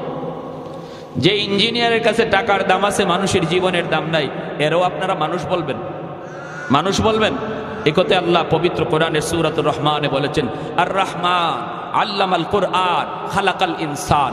আল্লাহ বলে তুমি যদি মানুষ হতে চাও আগে কোরআন শিখো, যদি মানুষ হতে চাও আগে কোরআনই শিক্ষা লাভ করো। আল্লাহ পাক এজন্য কোরআন শিক্ষার কথা আগে আনলেন আর মানুষ সৃষ্টির কথা পরে নিলেন। যদি আপনারাও আপনাদের সন্তানকে মানুষ বানাইতে চান, মানুষের ঘরে সন্তান জন্ম নিলে মানুষ হয় না, মুরগির বাচ্চা জন্ম নিলে মুরগি হয়, মানুষের বাচ্চা জন্ম নিলে মানুষ হয় না, তার মানুষ বানাইতে হয়। আর আল্লাহ বলেন মানুষ বানাইবার পথ হলো কোরআনের শিক্ষা।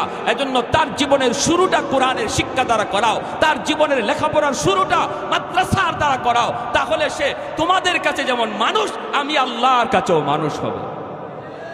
আর যদি মাদ্রাসা শিক্ষার দ্বারা তার জীবনের সূচনা না হয়, হালাল হারাম না চিনে, জায়েজ না জায়েজ কিছুই না বুঝে, শুধু টাকার টাকা চায়, শুধু দুনিয়া চায়, আল্লাহ বলেন সে তোমাদের কাছে মানুষ হলো, আমি আল্লাহর কাছে মানুষ নয়।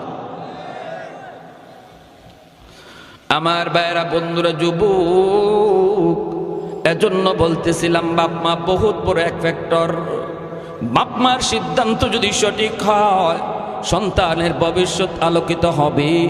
বাপ মার সিদ্ধান্ত যদি রং হয়, সন্তানের ভবিষ্যৎ অন্ধকার হবে। বাপ মার সিদ্ধান্ত যদি সঠিক হয়, সন্তানের ভবিষ্যৎ আলোকিত হবে। সবার আগে বাপ মার সিদ্ধান্ত নিতে হবে, আমার সন্তানের জীবনের লেখাপড়া আমি গান শোনায় শোনায় করাবো, নাকি কোরআন তেলাওয়াত শোনায় শোনায় তার জীবন শুরু করাবো। তার জীবনের লেখাপড়া কোরআন তেলাওয়াতের দ্বারা হবে নাকি গান দ্বারা হবে, এই সিদ্ধান্ত নিবে তার মা, সিদ্ধান্ত নিবে তার বাবা রে। মায়ার নবী বলেন যদি এই সিদ্ধান্তে বাপ মা সঠিক সিদ্ধান্ত দেয়, তাহলে সন্তানের ভবিষ্যৎ আলোকিত হবে। আল্লাহর আদালতে আসামির কাঠগড়ায় দাঁড়াইতে হবে না। আর যদি সিদ্ধান্ত রং হয়, তাহলে সন্তান পথভ্রষ্ট হবে, সন্তানের ভবিষ্যৎ অন্ধকার হবে। কিয়ামতের ময়দানে আল্লাহর দরবারে এই সন্তানের মামলায় বাপ মা আসামি হওয়া লাগবে। কিয়ামতের ময়দানে বহু বাপ মা সন্তানের মামলায় আটকা পড়ে যাবে। তার নামাজ, তার রোজা, তার হজ, তার জিন্দগির ব্যক্তিগত আমল বড় ভালো ছিল, কিন্তু সন্তানের হক আদায় না করার কারণে বহু বাপ মা আল্লাহর আদালতে কাঠগড়ায় দাঁড়ায় থাকবে, বাঁচবার কোনো পথ থাকবে না। ওই দিন কিন্তু সন্তান বিন্দু পরিমাণ মায়া করবে না। আল্লাহ বলবেন বান্দারে, নামাজ তোমার এক ওয়াক্ত কাজা হয়েছে, আমি আল্লাহ মাফ করে দিলাম। রোজা তোমার এক ওয়াক্ত কাজা হয়েছে, যাও আমি আল্লাহ মাফ করে দিলাম, এটা আমার হক। কিন্তু সন্তানের হক তুমি নষ্ট করেছো, তারে আমি আল্লাহর পরিচয় শিখাও নাই, ইসলাম ধর্ম সম্পর্কে তারে জ্ঞান দাও নাই, না তারে মুসলমানি শিখাও নাই, যার জন্য আজকে সে জাহান্নামী। আমার আদালতে তোমার বিরুদ্ধে মামলা দায়ের করেছে, এই মামলার ব্যাপারে আমি আল্লাহ কিছু জানি না। যেভাবে পারো সন্তানের কাছ থেকে মামলা ডিসমিস করো। বাবা সন্তানের কাছে মাপ চায়, মা সন্তানের কাছে মাপ চায়, কিন্তু সন্তান ওই দিন মাপ দিবে না। হাসরের মাঠে সন্তান বাবাকে চিনবে না, বাবা সন্তানকে চিনবে না। যেই সন্তানের জন্য শরীরে রক্ত পানি করলাম, যেই সন্তানের জন্য রাতকে দিন বানাইলাম, এই সন্তান হাসরের মাঠে বাবার পরিচয় দিবে না, মার পরিচয় দেবে না। সন্তান চাইবে বাপ মারে বিপদে ফেলাইয়া কেমন করে নিজে বাঁচতে পারে? বাবাই চাইব দুষ্টা সন্তানের ঘাড়ে চাপাইয়া কেমন করে বাবা বাঁচতে পারে? স্বামী চাইব স্ত্রীর ঘাড়ে দোষ চাপাইয়া নিজে বাঁচতে, স্ত্রী চাইব স্বামীর ঘাড়ে দোষ চাপাইয়া নিজে বাঁচতে।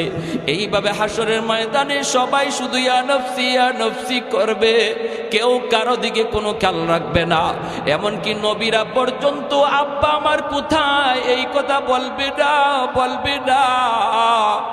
নবীরা পর্যন্ত মালিক আমার মা কোথায় এই কথা হাসরের মাঠে বলবে না। দুনিয়াতে কোনো মানুষ আল্লাহ আমার মা কই বাপ কই হাসরের মাঠে বলবে না। সবাই শুধু নিজের জন্য ইয়া নফসি বলবে। আল্লাহ আমাকে বাঁচাও।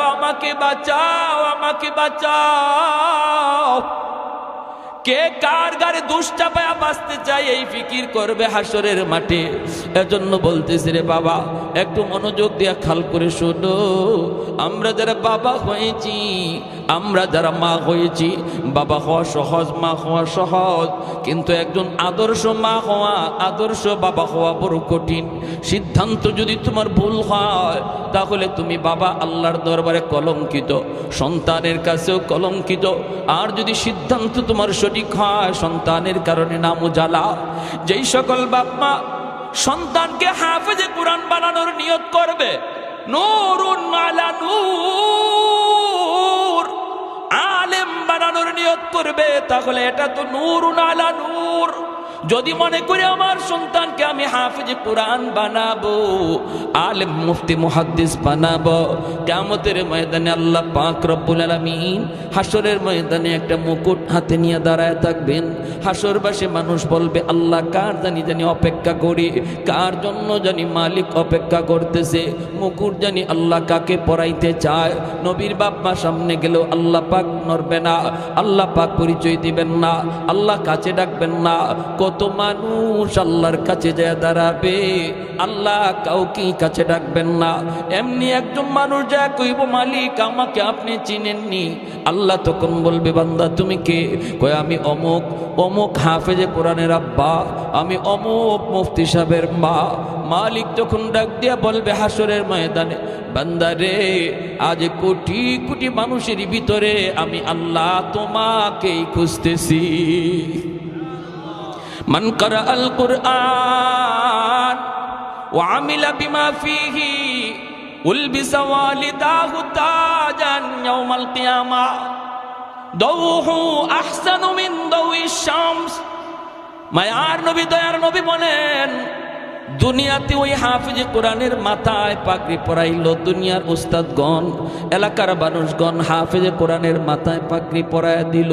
কিন্তু ওই দিন আল্লাহ পাকের কুদরতির নজর ছিল হাফিজে কোরআনের বাপ মার দিকে। যেরকম সুবহানাল্লাহ, মানুষ হাফিজের মাথায় পাগড়ি পরায় আর আল্লাহর নজর হাফিজের বাপ মার দিকে। সুবহানাল্লাহ জোরে কইতেন না? আর একটু জোরে কোন সুবহানাল্লাহ, আর একটু জোরে সুবহানাল্লাহ। আল্লাহু আকবার।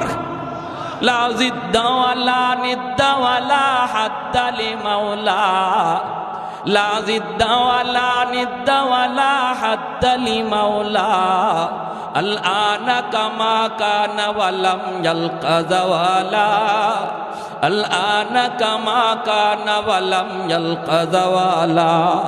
লা মিসলা ওয়ালা সাওয়ারা মিসলা ওয়া নাযীরা। من قال سوى ذلك قد قال محالا، من قال سوى ذلك قد قال محالا. لا ولد ولا والد لا عم وخالا، لا شبه ولا مثل ولا كفوا لمولا.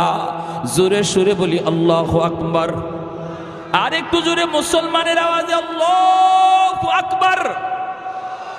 আমাদের আওয়াজ যত উঁচু হবে, ইসলামের দুশমনদের আওয়াজ তত নিচু হবে। ঠিক কিনা জোরে বলেন। আজকে বলুন তো, বাংলার জমিনে নাস্তিক বেশি না ইমানদার বেশি? ইমানদার বেশি, নাস্তিক কম। এরপরও ইমানদাররা, ইমানদারদের সামনে নাস্তিকদের তো লাফালাফি। কারণ কি? একমাত্র কারণ আমাদের আওয়াজ ছোট হয়ে গেছে। ইমানদারের আওয়াজ ছোট হয়ে গেছে। ইসলামের হুকুম হলো আমরা জায়গা মতো নরম, আবার জায়গা মতো আমরা খুব বেশি গরম। আওয়াজ দিয়া কোন ঠিক কিনা? পশ্চিমাদের চোখ পড়েছে কাবা গড়ের প্রান্তরে, ব্রিটিশ দালাল দল বেঁধেছে ধ্বংস করতে চায় কারে। পশ্চিমাদের চোখ পড়েছে কাবা গড়ের প্রান্তরে, ব্রিটিশ দালাল দল বেঁধেছে ধ্বংস করতে চায় কারে। আল্লাহ পাকের ঘর তোর সাহস থাকলে ধর। হয় নাই আরো জোরে হয় নাই ঠিক কিনা? আল্লাহ পাকের ঘর তোর সাহস থাকলে ধর, দো জাহানের মালিক যিনি পবিত্র কাবা। ওই আরবের দিন বাঁচাতে সত্য ন্যায়ের মুক্তি চাই, মুহাম্মাদের বাহিনী আজ আসলে তোদের রক্ষা নাই। ওই আরবের দিন বাঁচাতে সত্য ন্যায়ের মুক্তি চাই, মুহাম্মাদের বাহিনী আজ আসলে তোদের রক্ষা নাই। পশ্চিমাদের চোখ পড়েছে কাবা গড়ের প্রান্তরে, ব্রিটিশ দালাল দল বেঁধেছে ধ্বংস করতে চায় কারে। আল্লাহ পাকের ঘর তোর সাহস থাকলে ধর, তো জাহানের মালিক যিনি পবিত্র কাবা। ওই আরবের দিন বাঁচাতে সত্য ন্যায়ের মুক্তি চাই, মুহাম্মাদের বাহিনী আজ আসলে তোদের রক্ষা নাই। ওই আরবের দিন বাঁচাতে সত্য ন্যায়ের মুক্তি চাই, মুহাম্মাদের বাহিনী আজ আসলে তোদের রক্ষা নাই। মুহাম্মাদুর রাসূলুল্লাহর বাহিনী আসেনি? হাত উঠে বলো আসেনি? আর একটু জোরে আসেনি? একটু দাঁড়াও, জেগে উঠু ওহি মুসলমান, আর কতদিন দিন ইসলামের সইবে অপমান। ঠিক না ঠিক না? একটু দাঁড়াও, জেগে উঠু ওহে মুসলমান, আর কতদিন দিন ইসলামের সইবে অপমান। রক্ত দিয়ে পবিত্র ওই মক্কা মদিনা, সেই জমিনে সিনেমা হল চলতে পারে না। রক্ত দিয়ে পবিত্র ওই মক্কা মদিনা, সেই জমিনে সিনেমা হল চলতে পারে না। নূর মক্কার ইসলাম তার তাকলো কি আর দাম, বন্দিশালায় তাকে যদি কাবার ইমাম। ওই আরবের দিন বাঁচাতে সত্য ন্যায়ের মুক্তি চাই, মুহাম্মাদের বাহিনী আজ আসলে তোদের রক্ষা নাই।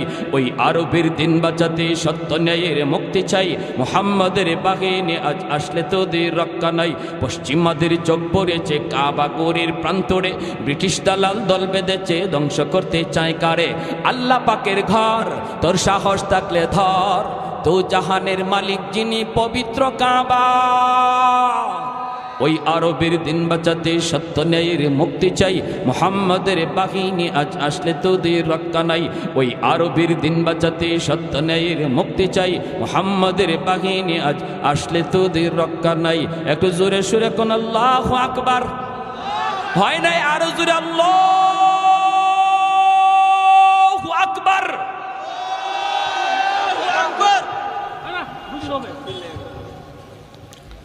কি ভাই ভয় পাইছেন? কেউ লালমনিরহাটের মানুষ ভয় পাইছেন? আমরা কার সৈনিক? আরো জোরে কার? আল্লাহ তুমি কবুল করো, জোরে বলি আমিন। আরো জোরে বলি আমিন। ভাইয়েরা আমার, এজন্য কি আমার এই পর্যন্ত আলোচনার নতিজা হলো, যদি বাপমা আল্লাহর আদালতে কাঠগড়ায় দাঁড়ানো থেকে বাঁচতে হয়, তাহলে সন্তানের জীবনের লেখাপড়া শুরু স্কুল থেকে না মাদ্রাসা থেকে করতে হবে? সবাই কথা কয় না। স্কুল থেকে না মাদ্রাসা থেকে? স্কুলে ফরাইলেও মাদ্রাসা থেকে, ঠিক না? স্কুলে ফরাইলেও মাদ্রাসা থেকে তার জীবনের লেখাপড়া শুরু হবে। ইসলামী শিক্ষা, মুসলমানি শিক্ষা লাভ করার পর তারে ডাক্তার বানাবো। কারণ আমার সন্তানের বড় পরিচয় ডাক্তার নয়, সবচেয়ে বড় পরিচয় সে মুসলমান। এজন্য সবার আগে মুসলমানি শিখতে হবে। আর এজন্যই মাদ্রাসাগুলোতে স্কুল কলেজের অঙ্ক ইংরেজি রাখা হয়েছে। বিশ্বাস না হলে আপনারা মাদ্রাসায় ঢুকে দেখেন, যে দেখি হুজুর স্কুলের ওয়ানের অঙ্ক ইংরেজি মাদ্রাসা আসেনি, 2 এর অঙ্ক ইংরেজি 2-তে আসেনি, 3 এর অঙ্ক ইংরেজি 3-তে আসেনি। যদি আমার কথা বিশ্বাস না হয় তখন দিয়েন না। আপনারা দেখবেন, যদি দেখেন যে হয় স্কুলে অঙ্ক ইংরেজি তো মাদ্রাসা আছে, তাহলে অসুবিধা কি? ক্লাস 5 পর্যন্ত মাদ্রাসায় পড়ার পর আপনার সন্তান অনায়াসে 6 থেকে ভর্তি হবে, হাই স্কুলে ভর্তি হবে। তার আবার স্কুলে 1 থেকে পড়া লাগবে না, হাই স্কুলে ভর্তি হবে। লাভ কি হবে? এই 5 বছরের ভিতরে মুসলমানি শিখবে, 5 বছরের ভিতরে কোরআন শিখবে, 5 বছরে সে আল্লাহকে চিনবে, 5 বছরে সে আখিরাত জানবে, 5 বছরের ভিতরে তার অন্তরে আল্লাহ রসুলের দাম খুদাই করে লিখে দেওয়া হবে। সে ভার্সিটিতে গেলেও নাস্তিক হবে না, কলেজে পড়লো বেনামাজি হবে না, বাপ্পার সাথে বেয়াদবি করবে না, আলেমদের সাথে বেয়াদবি করবে না, সে নবীর সৈনিক হবে, আল্লাহর সৈনিক হবে। আমরা তো এটাই চাই নাকি? এটা চাই কি না? ঢাকা ইউনিভার্সিটি বাংলা বিভাগে পড়লো, নাস্তিকদের ভীরু আপনার সন্তান তাকবীরে আওয়াজ তুলবে, নাস্তিকদের ভীরু নারায়ে তাকবীরে আওয়াজ তুলবে, কারণ তার শিশুকালে কলিজার মধ্যে আপনি 5 বছর কোরআন ঢুকাইয়া দিয়েছেন। আল্লাহ তুমি সকল বাপ মাকে কবুল করো, জোরে কই আমিন, আরো জোরে বলি আমিন। আর যদি সন্তানকে আলেম হাফেজ বানাইবার নিয়ত করেন, তাহলে হাসরের মাঠে আল্লাহ কইব আমি তো তোমারই খুঁজতেছি, জোরে কোন সুবহানাল্লাহ। কারণ দুনিয়ার জগতে তোমার সন্তানের মাথায় যখন পাগড়ি পরায় দেয়, আমি আল্লাহর কুদরতির নজর ছিল তোমরা বাপ মার দিকে। সমাজের মানুষগুলি তোমরা বাপ মাকে কত বাধা দিয়েছে, না না সন্তানটারে মাদ্রাসায় দিও না, কারণ মাদ্রাসায় পড়লে পরে জীবন কেমন করে চালাবে, বউ পালবে কেমন করে, সংসার চালাবে কেমন করে, জীবন চালাবে কেমন করে, কত প্রশ্ন কত প্রশ্ন কত প্রশ্ন। কিন্তু তোমরা বাপ মা মানুষের কথায় কান দাও নাই। তোমরা বলেছিলে, আমরা শুনেছি মানুষ সৃষ্টির আগেই আল্লাহ রিজিকের ব্যবস্থা করে। সুবহানাল্লাহ কোন? আল্লাহ মানুষ সৃষ্টির আগেই রিজিকের ব্যবস্থা করে। আমার আব্বা আমাকে যখন মাদ্রাসায় দেন, আমার চাচারা বিরোধিতা করেছেন, আমার চাচারা বলেছেন পোলাটারে আপনি কেমন করে মাদ্রাসায় দিতেছেন, আমি ক্লাস 5-এ বৃত্তি পেয়েছিলাম, এত একটা ভালো লেখাপড়ার মধ্যে স্কুলের মধ্যে ফার্স্ট পেয়েছিলাম। আমার আব্বা আমাকে সর্বপ্রথম স্কুলে ভর্তি করেছিলেন। কেন করেছিলেন এর কারণটা আমি বলি। আমাদের সময়ে মাদ্রাসার এই সিলেবাস ছিল না, বর্তমানে যে সিলেবাস অঙ্ক ইংরেজি মাদ্রাসায় ঢুকানো হয়েছে, আমাদের সময়টাতে এমন ছিল না রে যুবক, কেমন ছিল না। এজন্য আমার আব্বা অঙ্ক ইংরেজিতে একটু ভালো থাকার জন্য আগে আমার এক প্রাইমারি স্কুলে পড়াইছেন, আর বলছেন বাবা লেখাপড়া হবে তোমার জীবনের শেষ হবে লেখাপড়া মাদ্রাসায়। শুরুটা করলাম অঙ্ক ইংরেজি কিছুটা ধারণা নেওয়ার জন্য। আমি স্কুলে যেতাম আর কানে কানে শুনতাম শুধু মাদ্রাসা মাদ্রাসা মাদ্রাসা। আব্বা আমারে সকালে নিয়ে যেতেন স্কুলে, বিকালে নিয়ে যেতেন মাদ্রাসায়। মাদ্রাসায় গিয়ে মাদ্রাসার ক্লাসগুলি দেখতাম, ছাত্রদের সাথে বইতাম। আমার চাচারা যখন বিরোধিতা করলো, পুলাটার জীবন বুঝি শেষ। হ্যাঁ, আপনি এত ট্যালেন্ট একটা পুলারে মাদ্রাসায় দিয়া দিলেন। আমার আব্বা কয় কেন, কি হয়েছে? জীবন পালবে কেমন করে? আব্বা বলেছিলেন, উলামায়ে কেরামের জবানে শুনেছি মানুষ সৃষ্টির আগে আল্লাহ রিজিকের ব্যবস্থা করে। জোরে কোন সুবহানাল্লাহ। অতএব আমার সন্তান কেমন করে চলবে, কেমন করে দুনিয়া কাটাবে, কেমন করে সংসার চালাবে, এই টেনশন আমার করা লাগবে না, কারণ এই টেনশন আমার করতে হবে না, আল্লাহ আগে ব্যবস্থা করে রেখেছে। এজন্য আমার চাচারা যত বিরোধিতা করলো, আমার আব্বা সিদ্ধান্তের উপরে অটল। আমার সাথে যতজন স্কুলে পড়ছে একজন মাদ্রাসায় ভর্তি হয় নাই, আমি একাই শুধু মাদ্রাসায় গিয়েছিলাম, আর ওরা সবাই হাই স্কুলে ভর্তি হয়েছিল। এজন্যই কিয়ামতের ময়দানে আল্লাহ বলবেন ও দুনিয়ার হাফিজে কোরআনের বাপ মা, আলেমের বাপ মা, মানুষগুলি তোমার সামনেই সন্তান নিয়ে স্কুলে গেছে, কলেজে গেছে, কিন্তু তুমি স্রোতের উল্টা চলছো। মানুষ চলছে স্রোতের তালে তালে, নদীর স্রোত যেই দিকে চলতেছিল তুমি স্রোতের উল্টা হাঁটতেছিলা। আমি আল্লাহকে পাওয়ার জন্য, এজন্য আজ তোমার ছেলের মাথায় পাগড়ি পরায় উস্তাদ। মানুষের নজর হলো তোমার সন্তানের চেহারায়, আর আমি আল্লাহর নজর হলো তোমরা বাপ মার দিকে। কিয়ামতের ময়দান আমি আল্লাহ তোমাদেরকে নিজের হাতে পুরস্কৃত করব। এজন্য নবীর বাবার মাথায় আল্লাহ পাগড়ি পরাবে না, কিন্তু একজন হাফিজে কোরআন আলেমের বাপ মার মাথায় আল্লাহ নিজের হাতে পাগড়ি পরায় দিবে। একটু আওয়াজ দিয়া কোন সুবহানাল্লাহ। হাসরের মাঠে আল্লাহ ডাকও দিবে, ও হাফিজে কোরআনের মা, ও মুফতি সাহেবের আব্বা, ও মুহাদ্দিস সাহেবের আব্বা। দুনিয়ার জমিনে মানুষ আপনারে যেই নামে ডাকছে, মানুষ যেমন ডাক দিছে ও মুফতি সাহেবের আব্বা, ও মৌলানা সাহেবের বাবা, ও ইমাম সাহেবের আব্বা, এইভাবে মানুষ আপনাকে সম্মানের সাথে ডাক দিয়েছে, নাম ধরে ডাক দেয় নাই। হাসরের ময়দানে আল্লাহর নবী বলেন, আল্লাহ পাক নিজেও ওই দিন আব্দুর রহিম আব্দুল করিম কয়ে ডাক দিবে না, বরং আল্লাহ নিজেও ডাক দিব ও ইমাম সাহেবের আব্বা, ও হাফিজ সাহেবের আব্বা। এতটা ইজ্জত এতটা সম্মান আল্লাহ আপনাকে দিবে রে বাবা, এতটা ইজ্জত এতটা সম্মান আল্লাহ আপনাকে দিবে। তাহলে আপনি কেন এই সম্মান নিবেন না? দুনিয়া তো ইজ্জত। আব্বা আমারে মাদ্রাসায় দিয়ে ঠকেন নাই, বরং আব্বা মাদ্রাসায় দিয়ে তো জিতছেন, ঠিক কিনা? আর একটু জোরে বলেন ঠিক কিনা? আমার চাচারা যারা জেনারেল শিক্ষিত ছিল, জেনারেল শিক্ষিত ছিল, তারাও আজকে আমি আল্লাহ পাক আমার দুনিয়ার লাইনে যে শান শৌকতে রাখছে, তারা এর ধারে কাছে আসতে পারে না। তুমি যদি আল্লাহর জন্য পাগল হও, আখিরাতের জন্য যদি পাগল হও, দুনিয়া আল্লাহ তোমার পিছনে দিয়া দিবে, ঠিক কিনা? আওয়াজ দিয়ে কোন? এজন্য আমার ভাই বর্তমান ইমিডিয়েট ছোট ভাই, আমার ইমিডিয়েট ছোট ভাই হলো বাংলাদেশ আইন মন্ত্রণালয়ের সচিব, রানিং উপসচিব, আমার ইমিডিয়েট আপন ছোট ভাই। কি হয়েছে? তারে এত মানুষে চেনে না, এত মানুষে দোয়া করে না।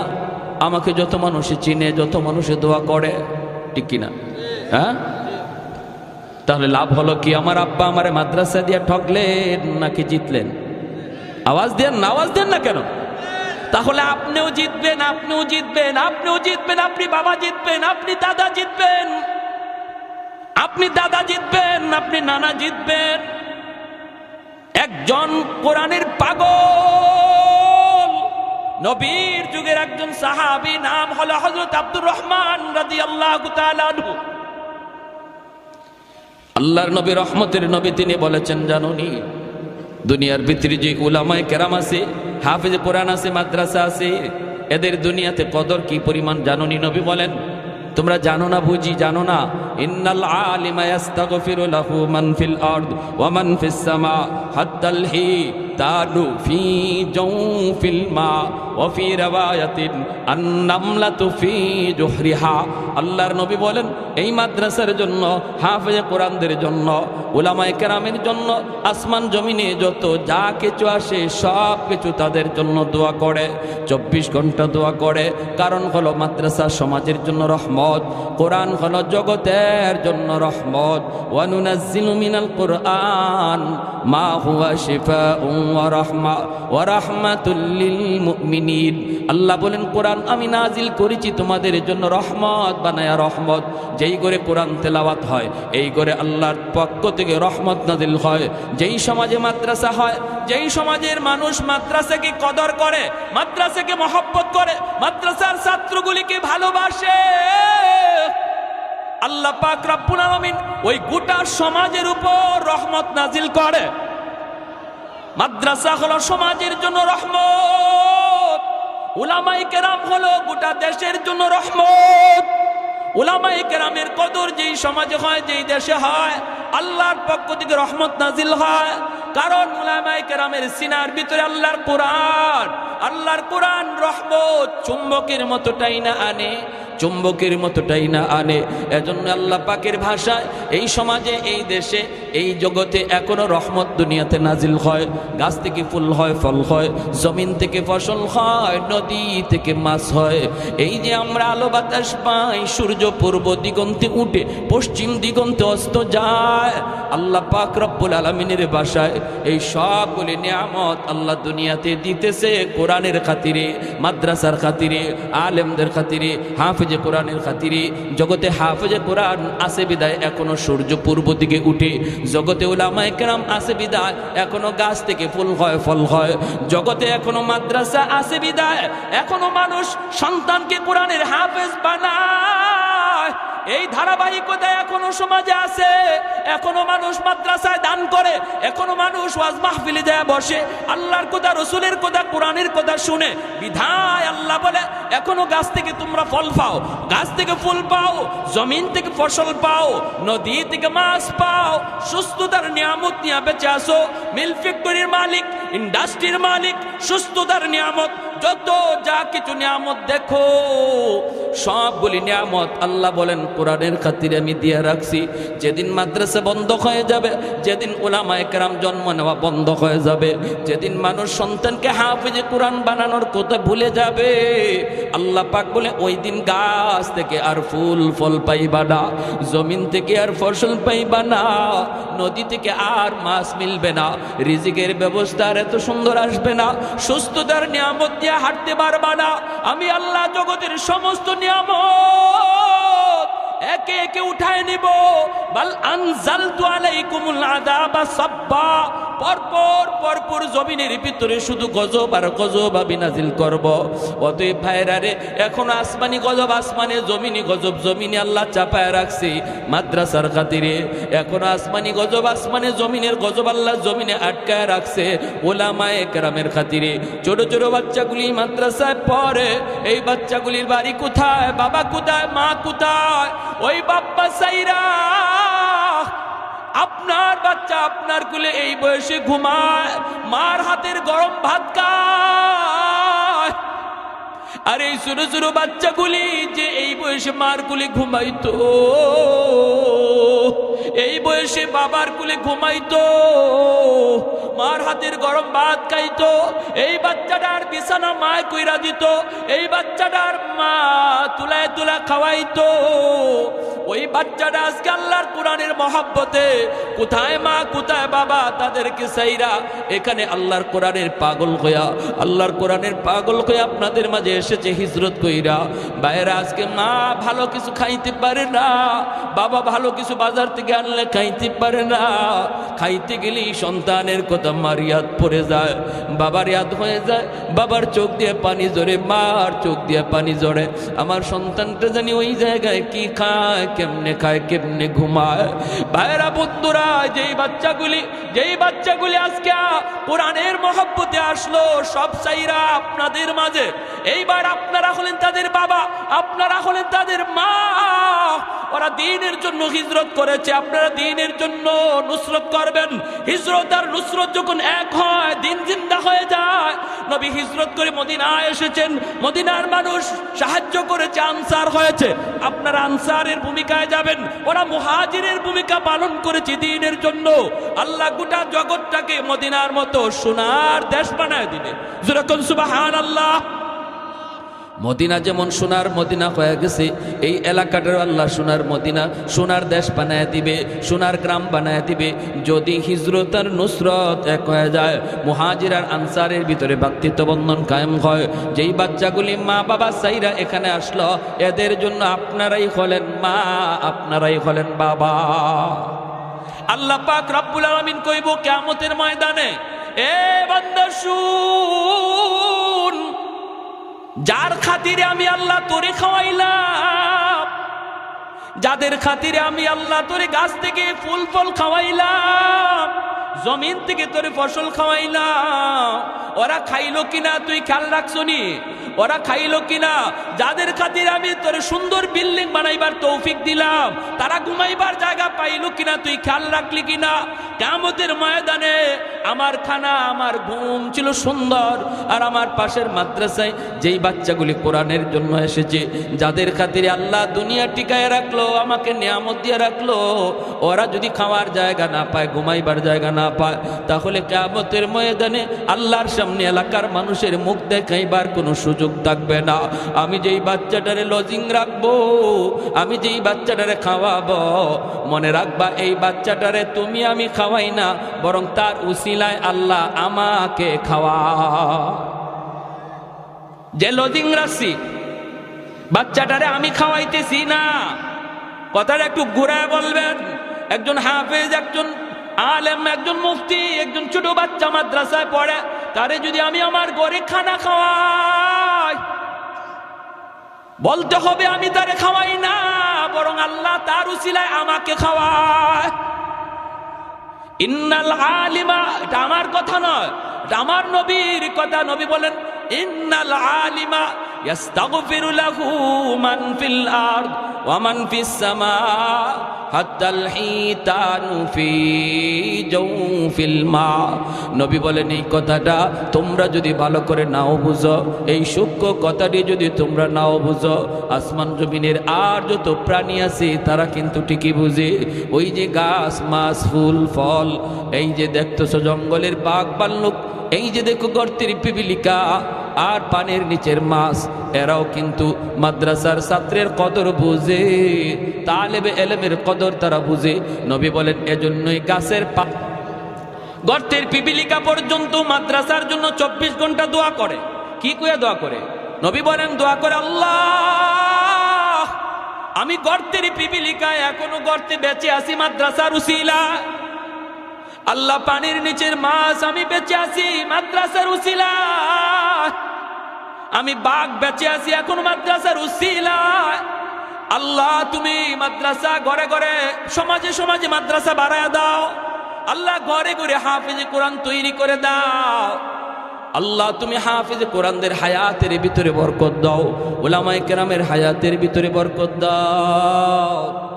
আল্লাহ যাদের তাদের হায়াত বাড়লে জগতের হায়াত বেড়ে যায়।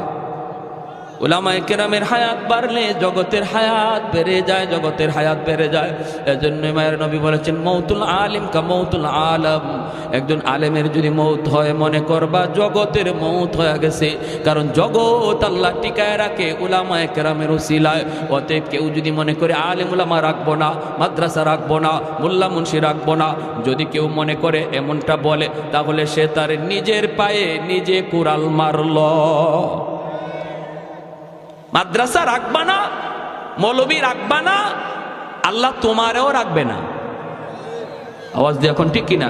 কারণ আল্লাহ তাদের উসিলায় তোমার মতো লোককে আল্লাহ বাঁচায় রাখছে।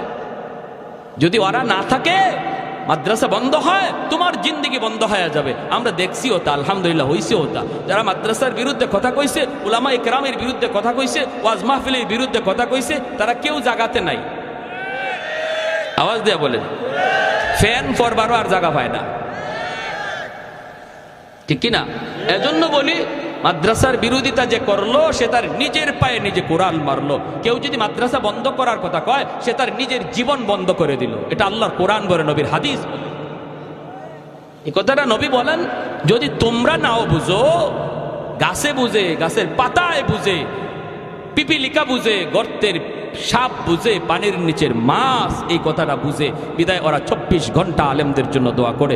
এজন্যই মানব দানব সবাই উলামায়ে কেরামকে মহব্বত করে, জিন্নাতরা পর্যন্ত উলামায়ে কেরামকে শ্রদ্ধা করে। কেন করে? কারণ জিন্নাতেরাও জানে কাদের উসিলে আল্লাহ জগৎ টিকায় রাখছে। শামসুল হক ফরিদপুরি রহমতুল্লাহি আলাইহি বহুত বড় একজন বুজুর্গ ছিলেন, আপনারা নাম হয়তো শুনেছেন, সদস্য হুজুর হিসাবে সবাই চিনে।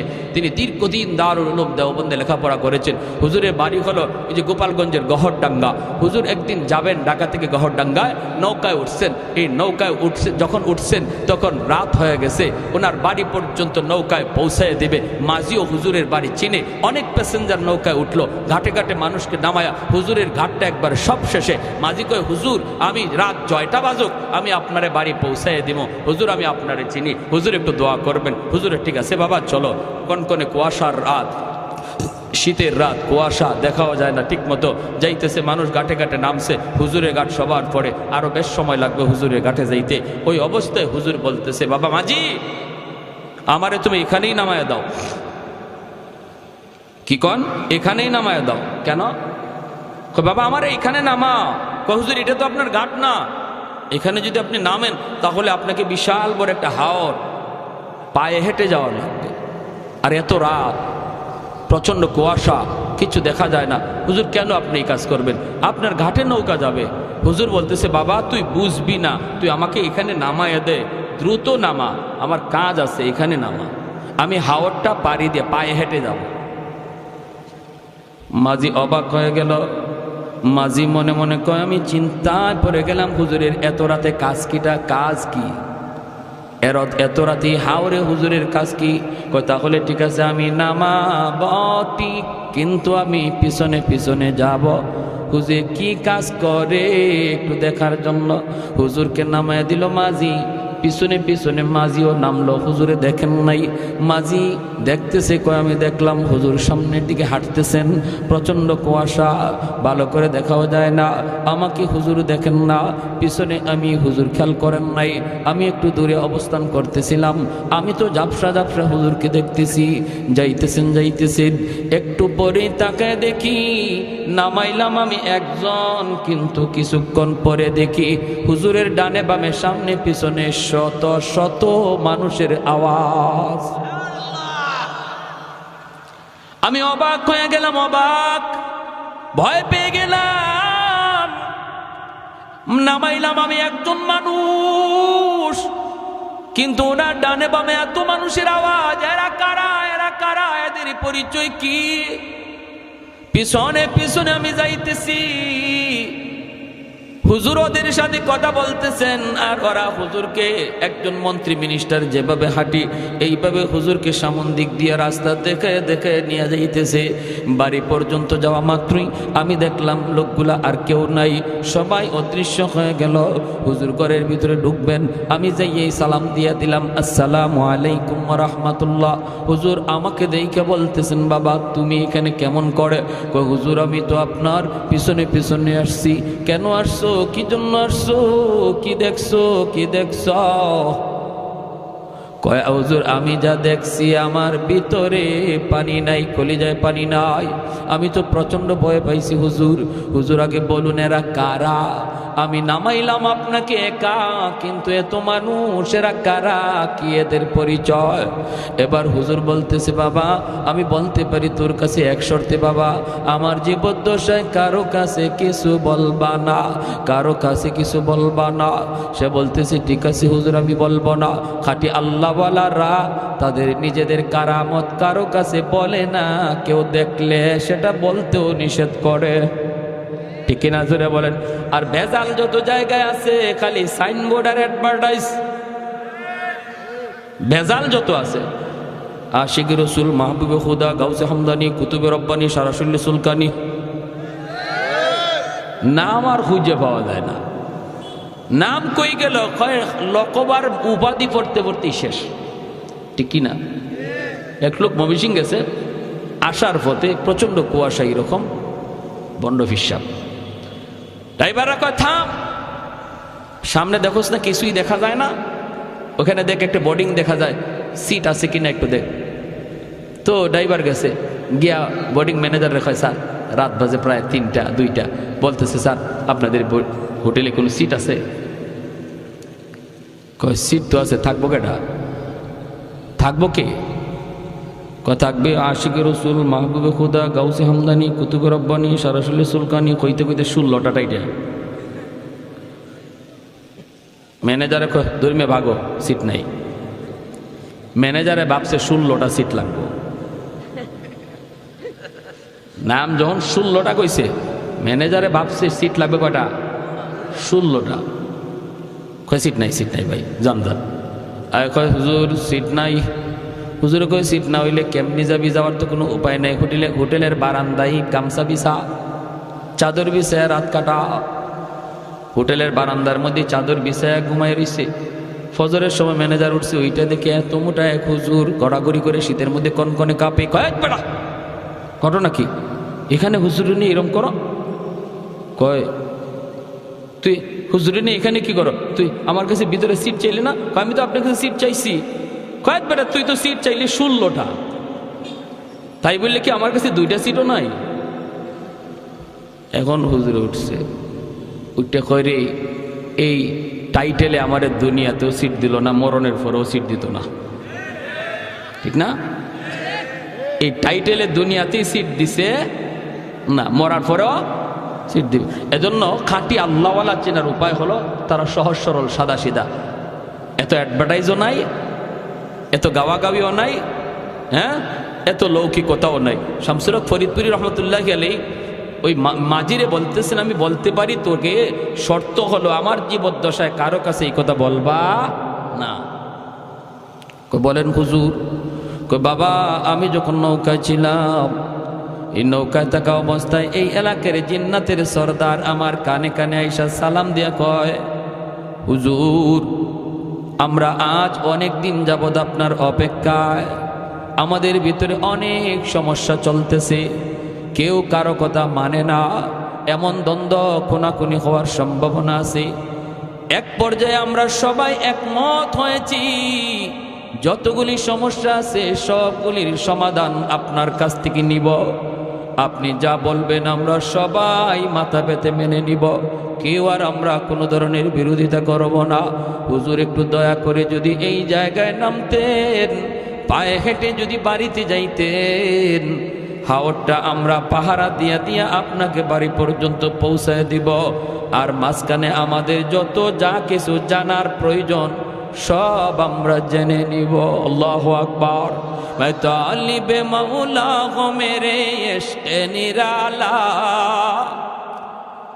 मैं तालिब मौला हो मेरे इश्क़ निराला, है जुमला जहाँ जिनके तजल्ली से उजाला, है जुमला जहाँ जिनके तजल्ली से उजाला, मैं दरूद जहाँ गैर खुदा यार नदारम, जुज़ याद खुदा ही दिगर कार नदरम, जुज़ याद खुदा ही दिगर कार नदरम। ज़ोरे कुन अल्लाहु अकबर। আর একটু জোরে কোন আল্লাহু আকবার। তাহলে আল্লাহর নবী বলেছেন উলামায়ে কেরামকে মানব দানব পশু পাখি সবাই শ্রদ্ধা করে, কারণ হলো ওরা জানে উলামায়ে কেরামের উসিলায় আল্লাহ সবাইরে খাওয়াইতেছে। ঠিক কিনা? ঠিক কিনা? আমার আপনারও আল্লাহ খাওয়ায় মাদ্রাসার উসিলায়, ঠিক কিনা? আমি মাদ্রাসা দান করলেও মাদ্রাসা চলবে, না করলেও মাদ্রাসা চলবে, বাকি মাদ্রাসায় আমি দান কইরা মাদ্রাসা টিকায় রাখছি, বিষয়টা এমন নয়, বরং মাদ্রাসায় উসিলায় আল্লাহ আমাকে টিকায় রাখছে। ঠিক কিনা রে ভাই? আমাদের সিলেটের বহুত পুরো একজন আল্লাহর ওয়ালি, নাম হলো শাইখে কাতিয়া রহমতুল্লাহি আলাইহি, কুতবুল আলম শাইখুল ইসলাম হুসাইন আহমদ মাদানী রহমতুল্লাহি আলাইহির সুযোগ্য শাগরেদ। হুজুর এরকম যেভাবে গেছেন, যেখানে গেছেন সেখানেই মাদ্রাসা তৈরি করেছেন, কারণ উনারা দেখতেন, উনারা জানতেন আসমানের কুটি হলো মাদ্রাসা, আসমানের খাম্বা হলো মাদ্রাসা, মাদ্রাসা যেখানে হবে এখানে রহমত থাকবেই থাকবে। যেদিকে গেছেন ওই দিকেই মাদ্রাসা তৈরি করেছেন। এজন্য বিদাতীদের দল, ভণ্ডদের দল হুজুরকে হত্যা করার জন্য ওরা ষড়যন্ত্র করে। ওই মৌলবীর কারণে তো আমরা গান বাজনা করতে পারি না, আমরা এক্সিবিশন করতে পারি না, যাত্রার প্যান্ডেল করতে পারি না। এই মৌলবীর হত্যা করা ছাড়া কোনো উপায় নাই, উপায় নাই। আল্লাহর ওলির কাছে একবার ডাকাতের দল ভরা মৌসুম, আপনারা জানেন সিলেট এলাকাতে অনেক বেশি বন্যা হয়। একবার এরকম বন্যা হয়েছে, বন্যার ভিতরে মাদ্রাসায় ডাকাতের দল নৌকা নিয়ে মাদ্রাসায় হাজির হয়েছে। হুজুরের কাছে আইসা বলতেছে, হযরত আমাদের এলাকার 2 গ্রামের ভিতরে প্রচন্ড ঝগড়া, যে কোনো সময় কোনাকুনি হয়ে যেতে পারে, আপনি যদি না যান তাহলে মানুষ কতজন খুন হবে এর হিসাব নাই। সবাই এক বাক্যে মেনে নিয়েছে, আপনি যেই সমাধান দিবেন এই সমাধান সবাই মেনে নিবে। ভাটি এলাকার মানুষগুলা হুজুরকে এইভাবেই মানত, এইভাবেই শ্রদ্ধা করত। হুজুর যেই জায়গায় যে হাজির, প্রচন্ড মারামারির ভিতরে মার থেমে যেত। চতুর্দিকে উপরের দিকে এরকম ভাবে ফায়ারিং হচ্ছে, কিন্তু আল্লাহর ওলি মাঝখানে যে যদি দাঁড়াইতেন, সাথে সাথে দোনো পক্ষের রাগ গুসা পানি হয়ে যাইত। আল্লাহু আকবার। এত বড় বুজুর্গ, এত বড় আল্লাহর ওলি ছিলেন। হুজুরে বলতেছেন, ঠিক আছে বাবা, তাহলে আর দেরি নাই, আর দেরি নাই, তাড়াতাড়ি চলো, দেরি নাই, তাড়াতাড়ি চলো, আমাকে নিয়ে চলো। এই বইলা আল্লাহর ওলি তিনি উঠলেন নৌকায়, নৌকায় উঠে গেলেন, জানাজানি নাই, কাউকে বলাও নাই, উঠে গেলেন। কারণ আল্লাহর ওলিরা তারা সর্বদা মনে করতেন মুসলমান কখনো মিথ্যা কথা বলতে পারে কিছু, যে আগে যায় বলতো তার কথাই বিশ্বাস করতেন। পরে যদি একজনে যায় বলতো, হুজুর ও তো আপনার কাছে মিথ্যা কথা বলছে, তখনই ধমক দিতেন, মুসলমান আবার মিথ্যা বলে নাকি? সুবহানাল্লাহ, জোরে কর না। যে মুসলমান আবার মিথ্যা বলে নাকি? আগের জনে আপনারে মিথ্যা বলছে এই কথাটা বুঝানোই যেত না। কি বুঝলেন? আমরাও মুসলমান, তারাও তো মুসলমান, ঠিক না? উনি নৌকা উঠছেন, নৌকা উঠটা ডাকাতরা লয়ে যাইতেছে হাওর এলাকায়, সিলেটের হাওর এলাকায়। অসুবিধা দিতেছে আপনাদের? ভাই অসুবিধা হইতেছে, এই যে কুয়াশার পানি পড়তেছে, কিন্তু কষ্ট হইতেছে আপনাদের। এখন হাওরের মাঝামাঝি গেছে, একদম হাওরের মাঝামাঝি। হুজুর বলতেছে, কি রে বাবা, ওই গ্রাম তো এত দূর হওয়ার কথা না, তোমরা আমারে কোথায় নিয়ে যাচ্ছ? না হুজুর, এই যে চলে আসছি, আর অল্প সময়। মূলত ওদের টার্গেট হলো একদম হাওরের মাঝামাঝি নিয়ে হুজুরকে একদম জবাই করবে, জবাই করে হাওরে ফেলাই দিবে। হাওরের মাঝামাঝি নেওয়ার পরে ডাকাতরা তাদের চেহারা পাল্টায় ফেললো। কাছে আইসা কয়, মৌলবী প্রস্তুত হয়ে যাও, আমাদের দীর্ঘদিনের চেষ্টা, তোমারে খুন করব। তোমার কারণে আমরা গান বাজনা যাত্রা প্যান্ডেল কিছুই করতে পারি না। খালি যাবাই যাও, এবারে যাই তুমি মাদ্রাসা, যেখানে যাও সেখানে গান বন্ধ করে ফেলো, ঠিক আছে? আজকে তোমার জীবনের শেষ দিন, তুমি প্রস্তুত নাও। আল্লাহর ওলি বলেন, আমাকে একটু সুযোগ দিবানি 2 রাকাত নামাজ পড়ার? কয়, কোনো অসুবিধা নাই, শেষ জীবনের শেষ নামাজ পড়তে চাও, নামাজ পড়ে নাও। আল্লাহর ওলি 2 রাকাত নামাজে দাঁড়াইলেন নৌকার ভিতরে। যেই মাত্র নামাজে দাঁড়াইলেন, সাথে সাথে প্রচন্ড ঝড় তুফান শুরু হয়ে গেল। এমন তুফান, এমন ঝড়, মুহূর্তের ভিতরে আকাশের রং চেঞ্জ। আল্লাহর ওলি এখনো নামাজে সালাম ফিরান নাই, এমন ঝড়, নৌকা ডুবে যাবে। আর এটা এমন এক হাওর, সুনামগঞ্জের ভাটি এলাকার হাওর। এই হাওরে যদি নৌকা ডুবে, হুজুর তো মরবেন, মরছেন, কিন্তু ডাকাইতে একটাও বাঁচবে না। এখন ডাকাতের দলগুলি কয়, তাড়াতাড়ি নৌকা সামাল দেওয়া, আগে মৌলবীরে আগ পরে মারবো, আগে নৌকা সামাল দিয়ে নিজের জান বাঁচাও। ওরা তুফান আর ঝড়ের কবল থেকে নিজেকে বাঁচানোর জন্য নৌকা সামাল দিতে লাগলো, নৌকা সামাল দিতে লাগলো। আল্লাহর ওলি তিনি তো নামাজে খবর নাই এইদিকে এত ঝড় বয়া যাইতেছে। কারণ খাঁটি আল্লাহওয়ালারা যখন নামাজে দাঁড়ায়, দুনিয়ার কোনো হুঁশ থাকে, কোনো খবর থাকে না, কোনো খবর থাকে না। ভাইরে, উনিও নামাজ শেষ করছেন, আর নৌকাও যাইয়া দেখা গেল একটা ঘাটে লাগলো। এত বড় হাওর থেকে কেমনে ঘাটের মধ্যে আসলো? ঘাটে লাগছে তো লাগছে, যে ঘাটে যায় লাগছে, এটাও সুনামগঞ্জের থানার ঘাট, পুলিশ পাহারায় নিয়োজিত।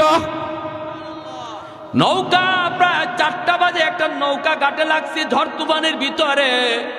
পুলিশ টর্চ মাইরা দৌড়ে আসতেছে। আই সেই পুলিশ যখন নৌকার মধ্যে টর্চ মারছে, মাইরে দেখে আল্লাহর কুতবে জামান শাইখে কাতিয়া রাহিমাহুল্লাহ। যেই মাত্র হুজুরে দেখছে, এমনি পুলিশেরা দৌড় দিয়া গেল, হুজুর আপনি এত রাতে নৌকায় কেন, আর এরা কারা? যেই মাত্র কইছে এরা কারা, ডাকাতের দল দিশা বিশা পায় না, কোথায় থানার, আমরা ছিলাম কোথায়, কেমনে থানার ঘাটে এসে লাগলো। হায় আমরা কার বিরুদ্ধে লাগছিলাম? হুজুরের পায়ে পইরা পা ধইরা মাপ চাওয়ার, কই হুজুর জীবনের জন্য তওবা করলাম, গুনাহ তো সারছি, আজীবন আপনার খাদেম হইয়া থাকবো, আমাদেরকে আজকের মতো বাঁচান। যেই পুলিশেরা কই, হুজুর এরা কারা, আপনার পা ধরতেছে? হুজুরে বলতেছেন, না কোনো অসুবিধা নাই, এরা সব আমার খাদেম, নৌকা ভুল করে এখানে চলে আসছে, একটা অন্যায় করেছে তাই মাপ চাইতেছে। আল্লাহু আকবার। পুলিশদের কাছে পরিচয় দেন নাই ওরা যে ডাকাত। এই আল্লাহর ওলি এই ডাকাতদেরকে বলছিলেন, বাবা শুন, তোরা যে এমন ঘটনা ঘটাইছো, আমার জীবদ্দশায় কারো কাছে বলবি না, আমার ইন্তেকালের পরে যদি বলতে চাও বলবা। আমরা আল্লাহর ওলির ইন্তেকালের পরে খবরগুলা পাইছি, এবং ওরা বলছে আমরা যে হুজুরের খাদেম, আমরা কিন্তু শুরুতে খাদেম ছিলাম না, আমরা হুজুরকে মারার জন্য ডাকাত সেজে এসেছিলাম, আমরা হলাম ডাকাত। কিন্তু ঘটনা ছিল এই, আল্লাহর ওলির ওই কারামতের পর আমরা তওবা করে সবাই আল্লাহর ওলির খাদেম হয়ে গেছি।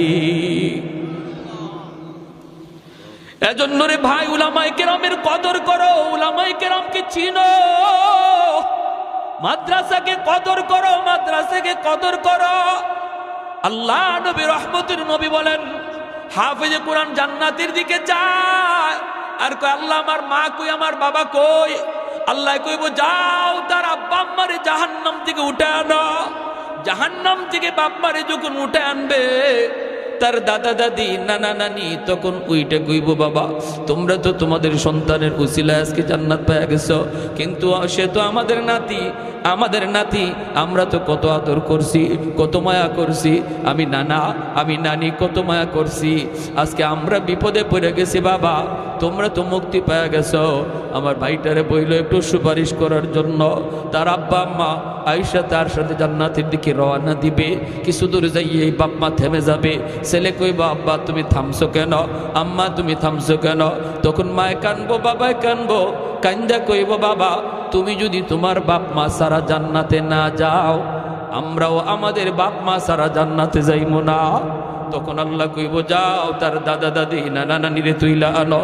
দাদা দাদি নানা নানিরে তুইলা আনার সময় এলাকার মানুষেরা তাদেরকে দইরা বলবে, বাইরে তোমরা তো মুক্তি পেয়ে গেছো নাতির সুপারিশে, কিন্তু আমরা ওই এলাকার মানুষ, যে এলাকার মাদ্রাসায় পইরা তোমাদের নাতি হাফেজ হইছে, আলেম হইছে, আমরা ওই এলাকার মানুষ, আমরা মাদ্রাসাকে কদর করতাম, আমরা তার থাকার জায়গা করে দিছিলাম, খানার ব্যবস্থা করে দিছিলাম, আমরা তার সহযোগিতা করেছিলাম, একটু যায়া বইল মালিকের কাছে আমাদের জন্য যেন একটু সুপারিশ করে।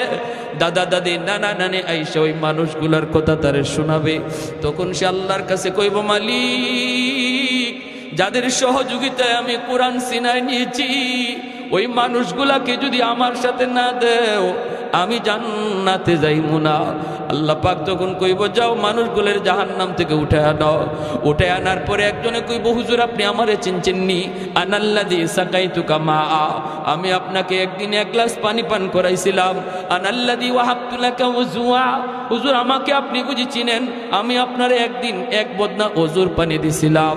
নবী বলেন, এইভাবে অসংখ্য মানুষ, কেউ কইব এক বস্তা দুই বস্তা চাউল দিছি, কেউ কইব আমি 1000 টাকা দিছি, আপনি যেই মাদ্রাসায় পড়ছিলেন এই সহযোগিতা পাইয়া সিনায় আপনি কোরআন নিছেন।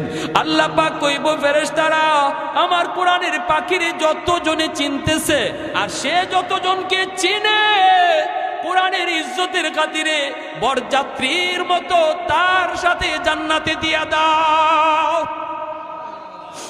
এজন্য একজন আলেম, একজন হাফিজ অসংখ্য অগণিত মানুষকে সুপারিশ করে জান্নাতে নিব। কারা এরা? কয় যারা তারে আলেম হাফেজ বানাইতে সহযোগিতা করছিল। আমরাও সহযোগিতার হাত বাড়াইতে কারা কারা রাজি? হাত উঠে আল্লাহকে একটু দেখা। আল্লাহ তুমি প্রতিটা হাতকে কবুল করো, জুড়ে বলি আমিন, আরো জুড়ে বলি আমিন। একজন ভাই সবার আগে বলেন, একজনও যাবেন না, মুনাজাত হবে। মুনাজাত এবাদতের মগজ। নবী কয় এবাদতের মগজ হইছে মুনাজাত।